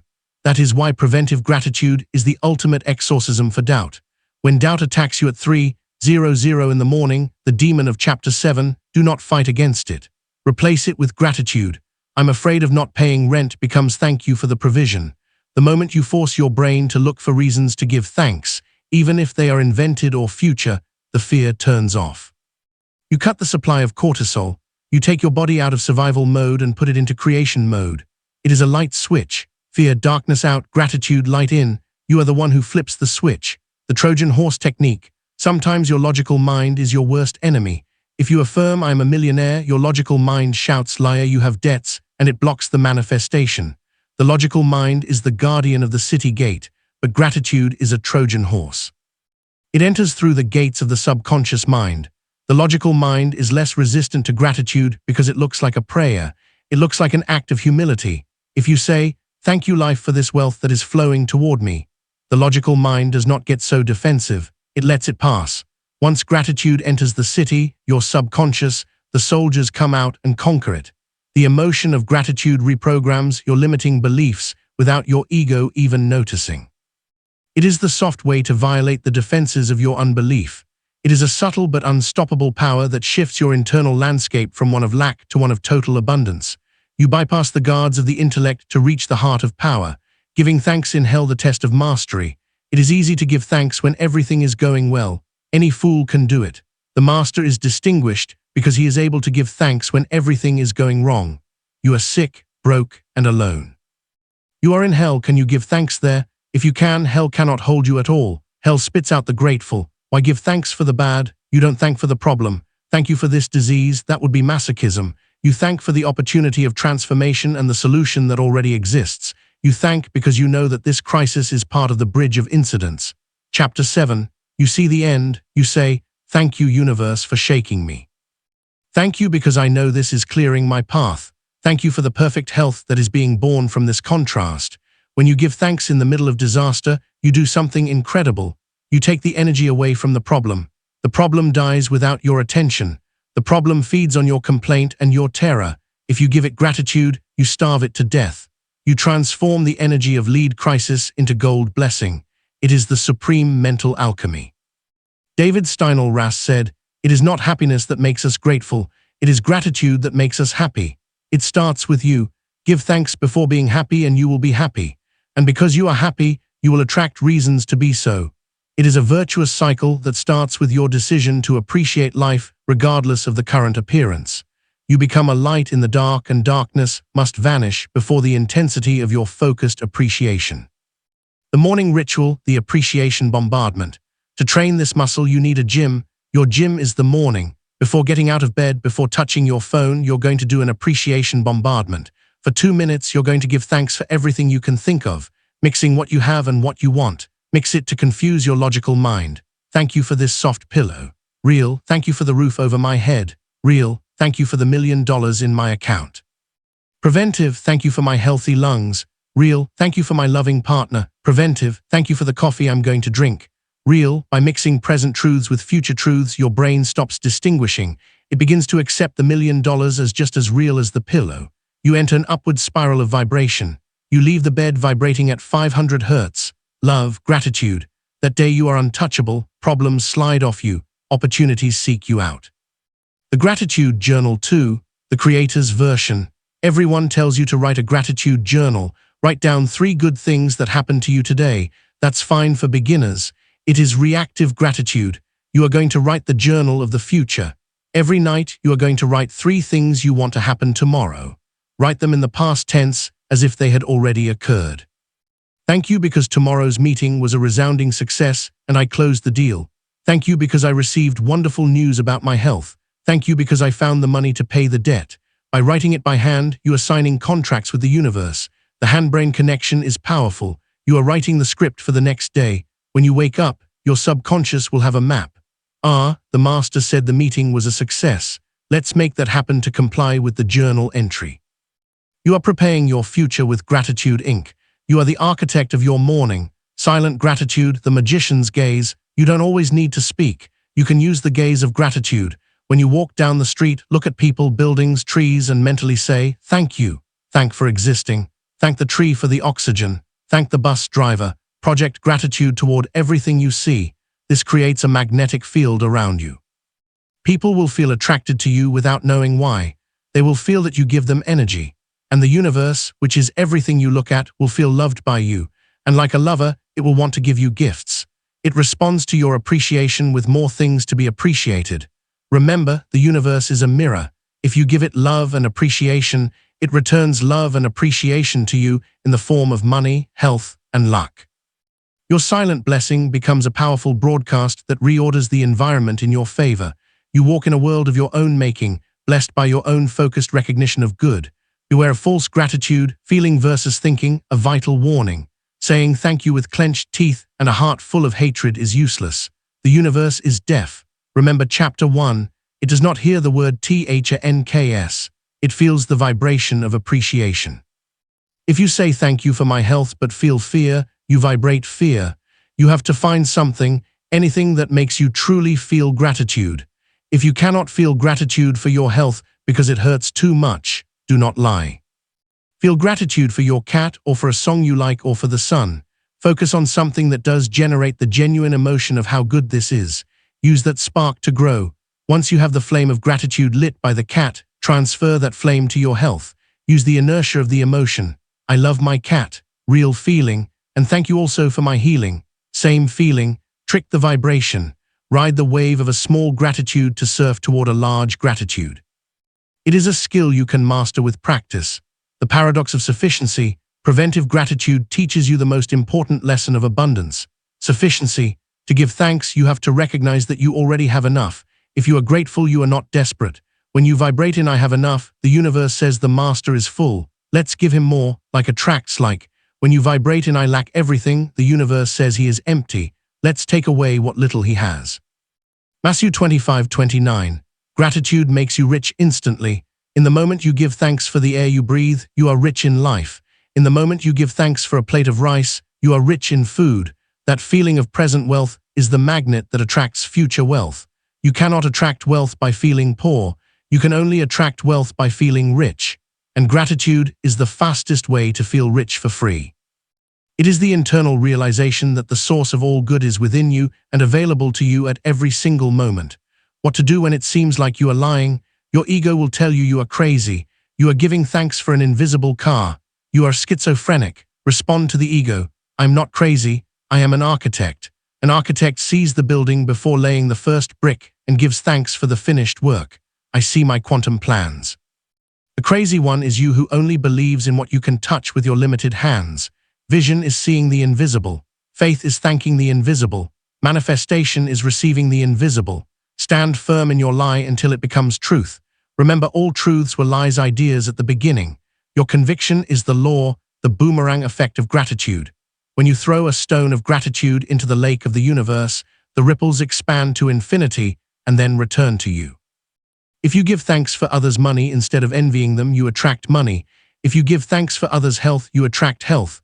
Gratitude is always inclusive. Give thanks for everything good you see in the world, whether it is yours or not. If you see a Ferrari pass by and say, "Thank you for that beautiful car. How great that someone enjoys it." You are telling the universe, "I like Ferraris." The universe takes note. He likes them, sending one. You align with the energy of the object. If you say, "Damn rich man, he surely stole it," you tell the universe, "I hate rich people and Ferraris." The universe takes note. Keep wealth away. Your preventive gratitude must include others' success. Celebrate it as if it were yours and it will be yours. You expand your territory by celebrating the good everywhere you find it. Now you have the purchase receipt. You are no longer waiting with anxiety. You are waiting with the smile of an owner. You have paid the price. The price was not money. It was focus, assumption, and gratitude. The merchandise is on its way. The universe's delivery truck never gets lost, even if it sometimes takes strange routes. Relax. Enjoy the wait. Polish the furniture where you're going to put your new television, your desire. Prepare your life to receive. Clean your closet for the new clothes. Clean your garage for the new car. That physical preparation is the final act of gratitude. It is a powerful signal that you are ready for the manifestation. But beware, just when you are at the peak of gratitude, just when the miracle is ringing the doorbell, something inside you might open the door and slam it in the delivery man's face. There is a dark part in your psyche that is afraid to receive, a part that believes you don't deserve it. It is the internal saboteur. If you do not deactivate it, it will destroy your manifestation at the last second. Like an architect who dynamites his own bridge on inauguration day, you must address the root of your unworthiness to allow the flow of your good to enter your life. The next step is to clear the path of all internal resistance and hidden guilt. Chapter 9. Neutralizing the saboteur. You're about to sign the contract of your life, and suddenly you get sick to your stomach and cannot go to the meeting. You are living the perfect romance. Everything is honey and roses, and out of nowhere you start a stupid fight over a text message and break the relationship. You start earning serious money, and that same month your car breaks down, your fridge breaks, and you lose your wallet, spending exactly what you had earned. Bad luck? No. Psychological thermodynamics. Welcome to Chapter 9, Neutralizing the Saboteur. Today we are going to talk about the silent killer. The sniper who lives in your own brain and who shoots you in the legs just when you are about to cross the finish line. You believe you want success. You believe you want love. But there is a dark, primitive, and loyal part in your subconscious that is terrified of you achieving it. That part is the saboteur, and its job is not to make you unhappy. Its job is to keep you safe. The problem is that for your reptilian brain, safe means the same as always. For the saboteur, success is dangerous because it is unknown. Wealth is dangerous because it makes you visible. Love is dangerous because it makes you vulnerable. So every time you get close to the top, the saboteur pulls the emergency brake. Today, we are going to cut the cables of that brake. We are going to reclaim your natural right to fly. The upper limit problem. Psychologist Gay Hendricks discovered a phenomenon called the upper limit problem. Imagine you have an internal thermostat for happiness, money, and love. Let's say your thermostat is set at happiness level 5. That is your tolerance level. You are used to that level of well-being. It is your familiar ground. Suddenly, you apply the laws of this book. You use gratitude, assumption, and command. Boom. Your life rises to happiness level 9. You feel euphoric. You have money. You have love. What happens then? Red alarms go off in your nervous system. Alert, alert. We are operating above the allowed capacity. Overload, danger, risk of death. Your saboteur panics. It believes you're going to explode from so much light. So it executes a downward regulation maneuver. It creates an imaginary crisis. It makes you feel guilty. It causes you physical pain. It makes you make a stupid mistake at work. The goal is to bring you down from level 9 to level 5, where you feel safe and miserable. Once you return to the hole, the saboteur relaxes and says, "PH, that was close. We were almost happy. Mission accomplished." We are safe in mediocrity. If you do not understand this mechanism, you will think you are cursed. You will think that good things don't last. It's not that they don't last. It's that you do not tolerate the good. Your job is to expand your capacity to tolerate the positive without boycotting yourself, the guardian of the comfort zone. You must understand that the saboteur is not an evil demon. It is a misinformed bodyguard. It was programmed in your childhood. If as a child you learn that calling attention is dangerous, your saboteur recorded the rule, success, danger. Now you are an adult and you want to be successful, you want to shine. But as soon as you start to shine, the bodyguard jumps up and covers your mouth. No, they are going to hit you, hide. He does it out of love. He does it to protect the 5-year-old child inside you. But that child no longer exists and he is ruining your life. You cannot fight the saboteur with hate. If you fight him, he becomes stronger because it confirms there is a war and he needs to protect you more. You have to treat him like a loyal but senile employee who keeps following rules from 1990 and 2024. You have to re-educate him. You have to update his software. You have to tell him to put down the weapon. Invisible loyalty, the sin of surpassing the tribe. Here we reach the deepest and most painful root of self-sabotage. It is something that most self-help books ignore because it hurts too much to look at. It is called clan loyalty. Biologically, we are tribal animals. In ancient times, being expelled from the tribe meant death. Belonging is survival. And how do we belong? By sharing the same problems and limitations as our tribe. If you come from a poor, hard-working and suffering family, your subconscious has an equation recorded being poor, belonging to the family, love, security. If you, the black sheep or the golden sheep, decide to be rich, a deep part of you feels betrayal. You feel that if you succeed, you will leave them behind. You feel that if you are happy, you are insulting them who are unhappy. This guilt is the nuclear fuel of the saboteur. Who do you think you are to travel to Europe while your mother is cleaning floors? Who do you think you are to earn in a month what your father earned in a year? That guilt will make you lose the money. It will make you sick.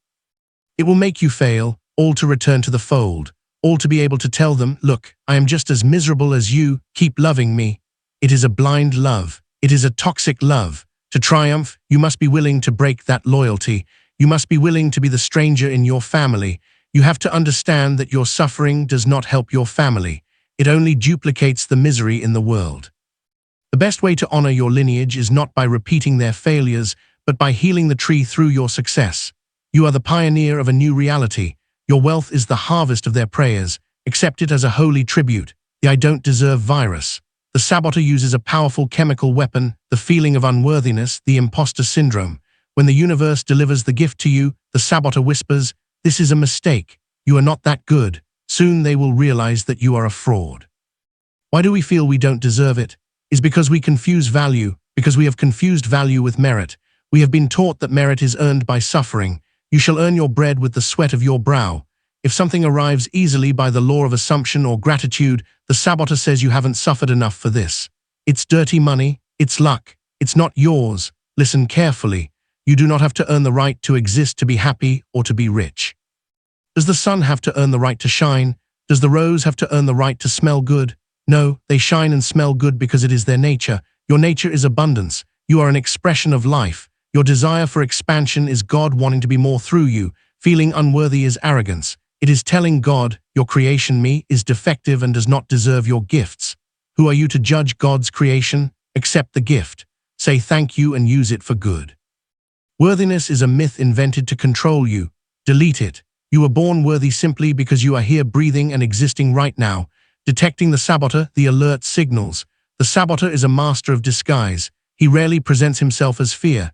He presents himself as logic or realism. Here are the most common masks: rational procrastination. I'm not going to launch the project today because the website is not perfect. I need to research more. It is a blatant lie. It is the saboteur preventing you from exposing yourself to success. Perfectionism is fear in expensive shoes, sudden boredom. Just when everything is going well in your relationship or work, you get bored. You look for drama. You look for problems where there are none. It is the saboteur trying to lower your happiness thermostat because peace is scary, victory sickness. Right on the day of the important presentation, you get the flu. Just before the dream vacation, you sprain your ankle. It is the body obeying the command of slow down. It's too good to be true, the critical doubt.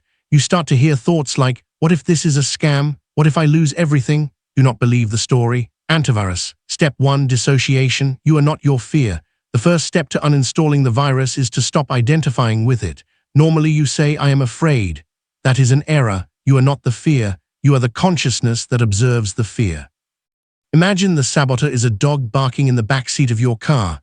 You are the one driving. The dog barks. Watch out, we are going to crash. Brake. Most people get scared, let go of the steering wheel and let the dog drive. The magician says, I hear the dog. I know he barks because he is a dog, but I keep driving. Give your saboteur a name. Call him Gollum, Old Joe the Witch. Whatever makes you laugh or takes away respect. When you start having negative thoughts, say, ah, look, there is Old Joe again with his poverty paranoias. You're so annoying, Joe. By naming it and treating it as a separate entity, you take away the power of possession. You laugh at him and fear cannot survive laughter. It dissolves in the light of your conscious and humorous observation. Antivirus. Step 2. Ancestral permission. If your sabotage comes from family loyalty, you need to perform a cutting ritual. You don't need to tell your family in person. Sometimes they wouldn't understand. Do it in your mind. Close your eyes. Visualize your parents and grandparents behind you. Look them in the eyes. See their faces of suffering. Tell them mentally, dear ancestors, I honor you and I love you, but today I decide to honor you in a different way. I will not honor you by suffering like you. I will honor you by being happy and abundant to show that your effort was worth it. I am the dream of my ancestors. Please look upon me with kind eyes if I decide to be successful today. Visualize that you turn around and walk toward the light, your future, leaving them in the shadow, their destiny. Feel the chain break. Now you are free. Your success is not betrayal. It is evolution. You are fulfilling the true purpose of your lineage by rising above the limitations they endured. You carry their strength, not their chains. Antivirus. Step 3. Expanding the container. Get used to the good. You have to retrain your nervous system to handle high levels of pleasure and success without panicking. You have to stretch your comfort zone upward. This exercise is called holding the bliss. When something good happens to you, or when you feel a moment of peace, you must act. Stop. Feel the sensation in the body. Your saboteur will try to interrupt it with a negative thought. Yes, but tomorrow we have to pay. Say stop. Return to the good sensation. Breathe it, expand it. Tell your nervous system it is safe to feel this good. I allow this to last. I allow more of this. Hold the sensation longer than usual. You are stretching the thermostat. Little by little, your upper limit will rise from 5 to 6, then to 7. Day will come when being immensely happy and rich will be your new comfort zone, and you will feel uncomfortable if you are not happy. That is when you become unstoppable. The saboteur starts working for your success because it is familiar. Antivirus. Step 4. The question of truth. When you are about to sabotage yourself, not going to the meeting, not making the call, ask yourself the question of truth. Am I making this decision from love or from fear? Fear always disguises itself as prudence. I'm not going to invest because it's prudent to save. Is it prudence or fear of growth? I'm not going to talk to that person because I don't want to bother them. Is it respect or is it fear of rejection? If the answer is fear, do the opposite. Act against the fear. Action cures fear. Avoidance feeds the saboteur. Every time you act despite the fear, the saboteur becomes smaller. You teach him who is the boss. You are the master, the normalization of the miracle. The saboteur attacks what is extraordinary. If earning $10,000 seems extraordinary to you, your saboteur will attack it. If earning $10,000 seems normal to you, your saboteur will ignore it. Your goal is to normalize the miracle. Stop treating your desires as sacred and special events. Treat them like routine. Treat them like brushing your teeth. Ah, yes, I won the contest. Normal, it's what I do, I win things. Ah, yes, I healed. Normal, my body heals. Take away the shine of the special event. Make it boring, make it every day. The more boring your success is for your nervous system, the fewer alarms will go off. Be casually extraordinary. It is law, the fear of what they will say, the external saboteur. Sometimes the saboteur uses external voices. People are going to envy me. They're going to say I've changed. They're going to ask me for money. Yes, they will, so what? Remember the technique from Chapter 5. Price of freedom is the criticism of slaves. You cannot be liked by all. You cannot be free and liked by everyone at the same time. You have to choose. If you choose to be liked by everyone, you will be mediocre. If you choose to be free, you will arouse envy. Use the envy of others as fuel. Envy is the confirmation that you are shining. It is the applause of the jealous. Do not turn yourself off for their comfort. Do not turn yourself off so that others feel comfortable in their darkness. That does not help them, and it kills you.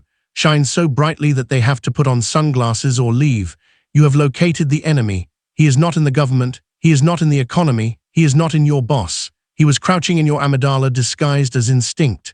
Now you know that his intention is good security, but his method is obsolete. Do not hate him. Thank him and take the steering wheel away from him. Tell him, I take control now. We are going to dangerous and wonderful places. We are going to grow, and you are coming with me whether you want to or not, but you will sit in the back seat and be quiet. Chapter 10, The Karmic Boomerang. We have reached the end. You have the nuclear codes of reality in your hands. You know how to hack your frequency. You know how to give orders with the commander's posture. You know how to collapse time with gratitude and how to fake your identity until it is true. You are technically a magician, an architect of reality. It is done. But before letting you go to play with your new power, I have to stop you at the door and look you in the eye. I have to give you the warning that comes printed in small print on the contract of the universe, the one that nobody reads until it is too late. The power you hold is immense. The warning is this. This power is a double-edged sword, and it has no safety catch. If you leave here and use these laws to harm, to manipulate, to take revenge, or to steal, I guarantee with mathematical precision that you will destroy yourself, not because God punishes you. God does not need to punish you. You will destroy yourself because you live in a hall of mirrors. It is the law of return. Welcome to Chapter 10, The Karmic Boomerang. Today you are going to learn the last and highest law of metaphysical physics, the law of unity. You are going to understand that the other does not exist, that everything you throw at the world, you are actually throwing at yourself in the back of the head. If you learn this, you are invincible. If you ignore it, your own power will devour you, the illusion of separation. To understand the boomerang, first you have to wake up from the greatest optical illusion in history, the idea that you and I are separated. Your eyes tell you, my skin ends here and yours starts there. We are two different things. Quantum physics says no. Quantum physics and mysticism tell you lie. You are two waves in the same ocean. You are two fingers of the same hand. At the subatomic level, there is no separation. We are all part of the same unified field of consciousness. There is only one I am in the universe disguised as billions of people. When you speak, the one speaks. When you say I am and your enemy says I am, it is the same God speaking through two different mouths. This means that metaphysically your enemy is you in disguise. Your neighbor is you in another timeline. The beggar is you. The millionaire is you. If you understand this, you will understand why manipulation is absolute madness. Attacking another is as if your right hand grabbed a hammer and hit your left hand. The right hand may think, haha, I won, I hurt the left. But the entire organism, you suffers the pain. The body collapses.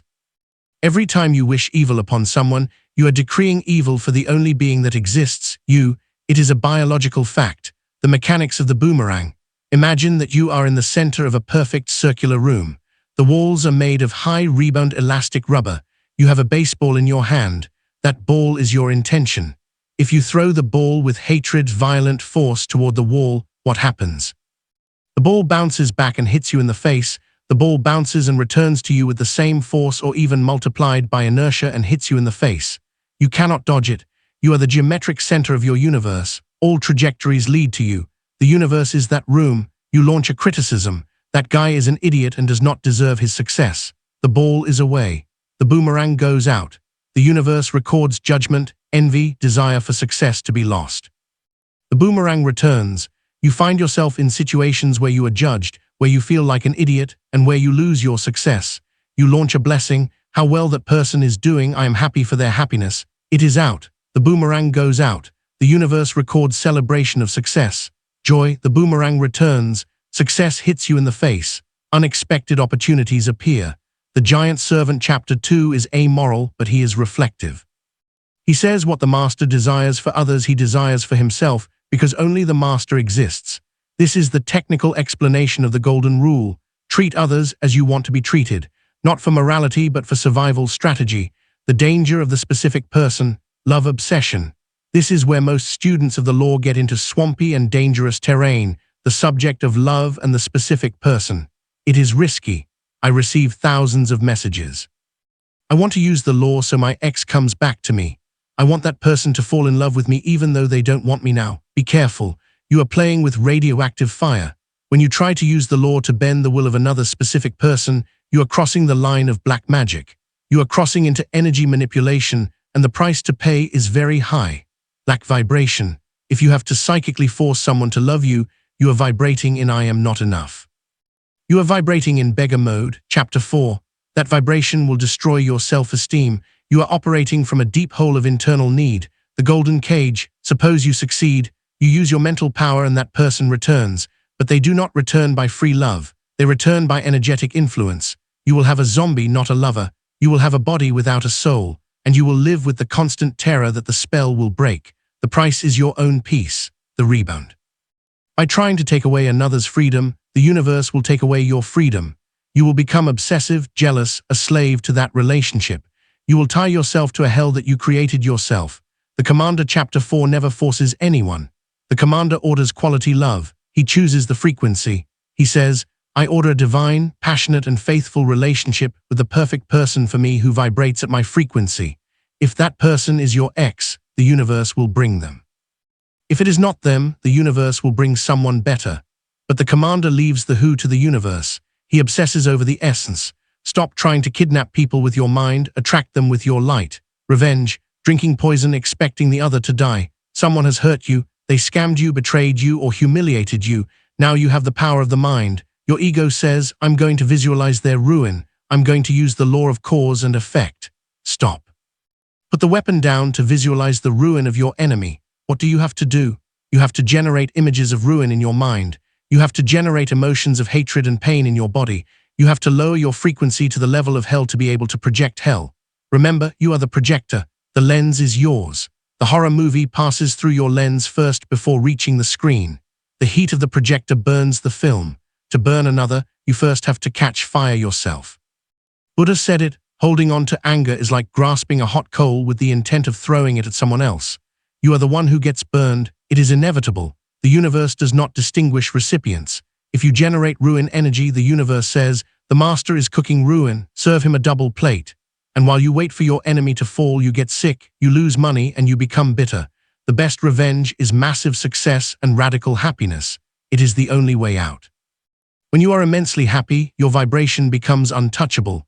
The evil they did to you bounces back and returns to its origin because it finds no resonance in you. Let the law of cause and effect take care of them. Do not get your hands dirty. The universe is a better debt collector than you are. Trust the law of return. Sacred egoism, how to be good by being selfish. I propose a new ethic to you, not the ethic of sacrifice. I am good because I suffer for others. But the ethic of intelligent egoism, be good because it suits you. Be generous because it makes you rich. Forgive because it sets you free. It is the most profitable path for your soul. If you understand that giving is receiving because everything is a boomerang, you become the most generous person in the world out of pure intelligent egoism.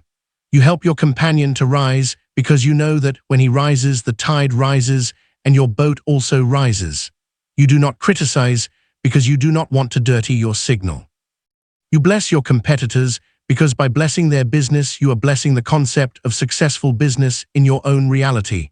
This is the paradox. The enlightened egoist behaves exactly like a saint, but he does not suffer. He does it with joy knowing that he is investing in his own positive karma. It is a smart move. Turn your life into a machine for launching golden boomerangs. Launch praise, launch money, launch help, launch love, and then sit down and prepare for the rain of gold that is going to fall on you. It is a mathematical certainty. The world will reflect back to you the beauty you have dared to project into the void. It is your harvest. The security clause, this or something better. Sometimes in our human ignorance, we ask for things that we think are good, but which are actually death traps. You ask for that job in that specific company without knowing that the company is laundering money and you will end up in jail. You ask for that specific person. You ask for that specific partner without knowing they are a narcissistic psychopath. The giant servant who is obedient brings it to you and you are ruined. To avoid this, the wise magician always adds the security clause at the end of his decrees. The magic phrase is this or something better in harmony for everyone. This or something better in harmony for everyone under grace and in a perfect way.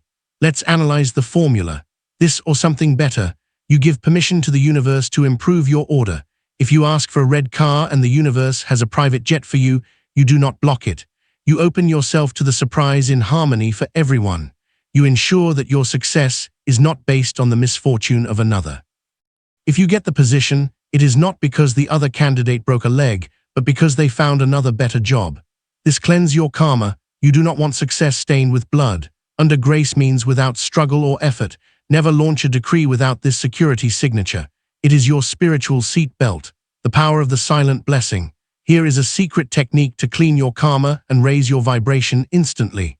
When you go down the street, play the blessing sniper. Choose people at random, that old lady, that stressed executive, and mentally shoot them a blessing. I wish for you to be immensely happy. I wish for you to find peace today. Do it fast. Boom, boom, boom. Nobody finds out. But you are generating high-frequency waves by unselfishly wishing them well. You become a channel of grace, and the channel always gets wet before the water reaches the goal. You feel happy instantly. Your immune system improves. Your magnetic field shines. You are hacking the matrix to make it a kinder place for you. Radical responsibility of the Creator. Now that you know all this, innocence is over. You can no longer say it was an accident. You can no longer blame the government or bad luck. You know that you are the Creator. You know that your vibration creates your reality. You know that what you receive is what you gave. This responsibility may weigh at first. It is scary to know that there is no one to blame, but it is the weight of the crown. Only slaves blame. Kings assume. You are a king in your own world. If you do not like your life today, do not look outside. Look in the mirror, clean your vibration, change your decrees, stop hatting, start loving, and reality will change with the fidelity of a shadow. You are the origin, you are the cause. The effect will follow you with the same precision as the moon follows the earth in its orbit. The legacy of the magician. What are you going to do with this power? Imagine a world where everyone understands these laws. A world where people do not steal because they know they steal from themselves. A world where people do not envy because they know envy blocks their own wealth. A world dedicated to visualizing the neighbor's success. That world starts with you. Do not try to preach this to those who do not want to listen. Remember the conclusion, the silence of the master. Teach it with your example. Be so happy, so rich, so healthy, and so kind that people ask you, what is your secret?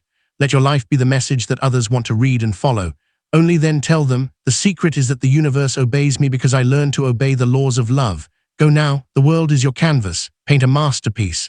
The giant servant is waiting for your next order. Make it a grand one. Make it a blessing for the whole world. You are ready. You are the master of your own light. Conclusion. The master's silence. Look at yourself. You are no longer the same person who started listening to this audiobook a few hours ago. You came here looking for answers, for relief from your anxiety, for a magic technique to fix your economy or your broken heart. You entered like a disoriented civilian in the middle of an invisible war. It has all changed now. Now you leave with the rank of commander. You have the blueprints of the building. You have the keys to the engine room. You know the nature of your giant servant, deaf, immoral, and obedient. You know how to hack your frequency, how to neutralize your saboteur, and how to pay in advance with gratitude. You possess the sacred codes.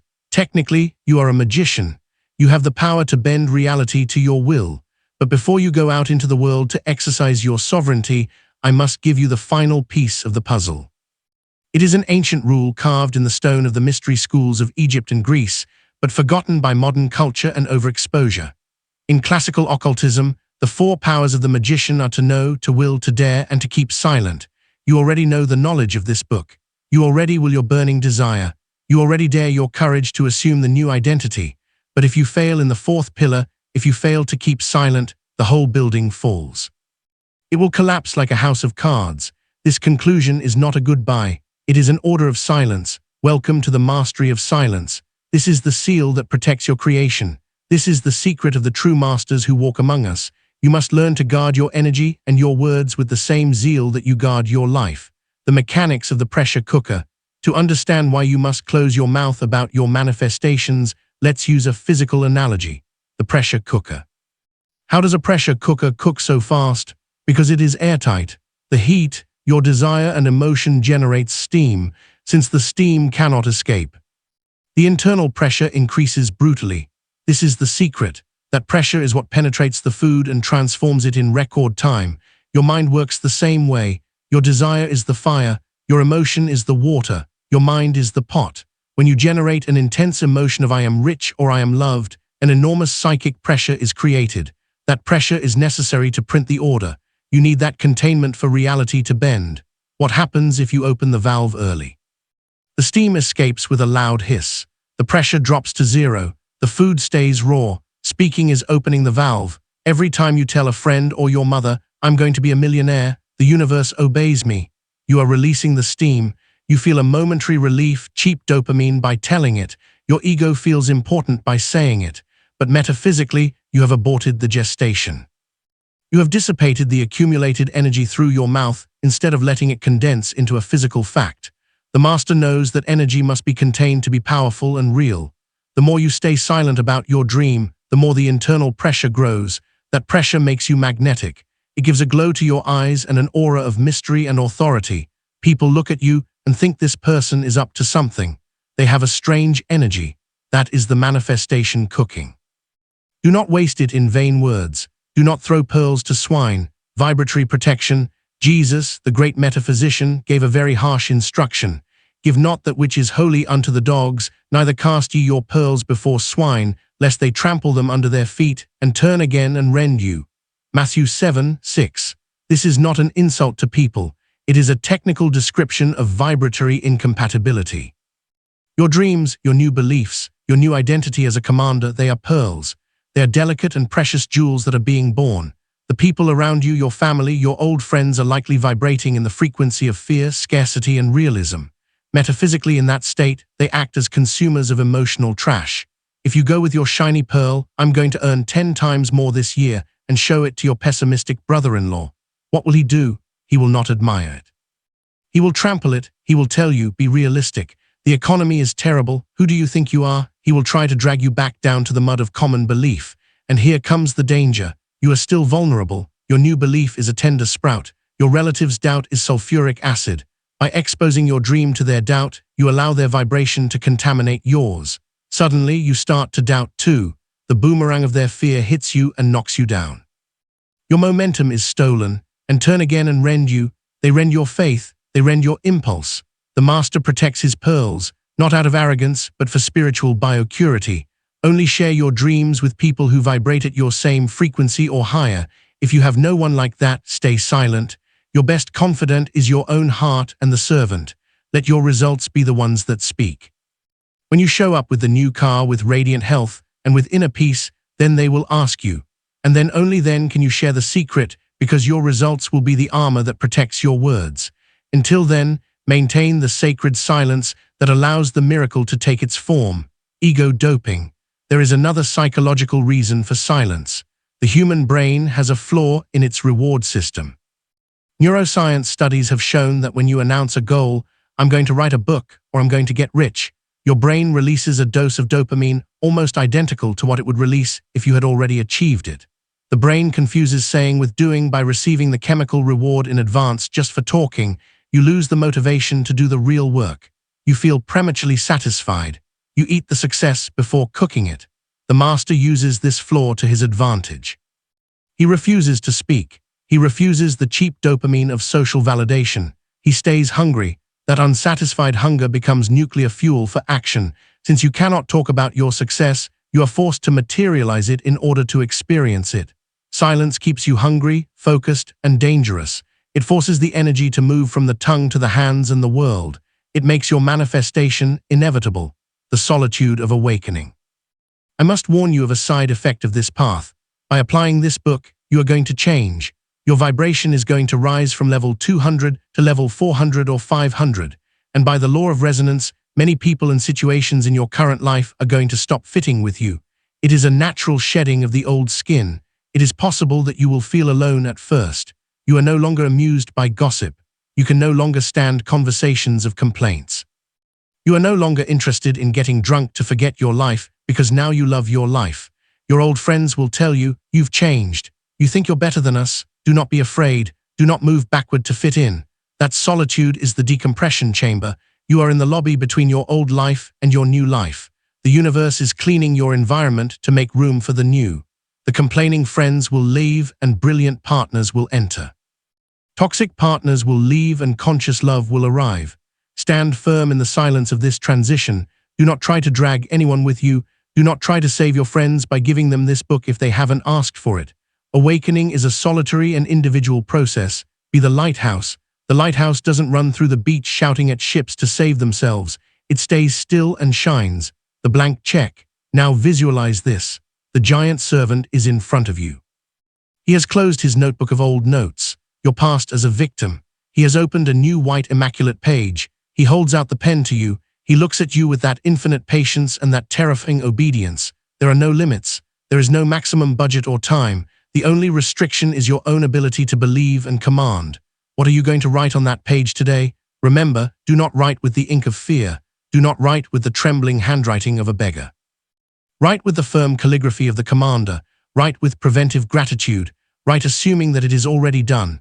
From this moment on, every thought is a brick. Every emotion is cement. You are building your cathedral minute by minute. There is no free time. There are no neutral thoughts. Either you are building your palace or you are digging your grave. The responsibility is total and the freedom is absolute. You are the architect. Go and make it happen. Close your eyes for a second. Feel the power beating in your chest. It is not your heart. It is the engine of the universe running through you. Breathe in that authority. Now open your eyes. The book ends here, but your legend starts now. Stop consuming information. You have enough. The time for theory has passed away. Stop looking for the next video, the next guru, the next secret. There are no more secrets. This is the secret. You are the secret. Turn off this audio. Enter the silence of your room. Summon your servant and start dictating the masterpiece of your life. The universe is holding its breath, waiting for your voice. Go and make it happen.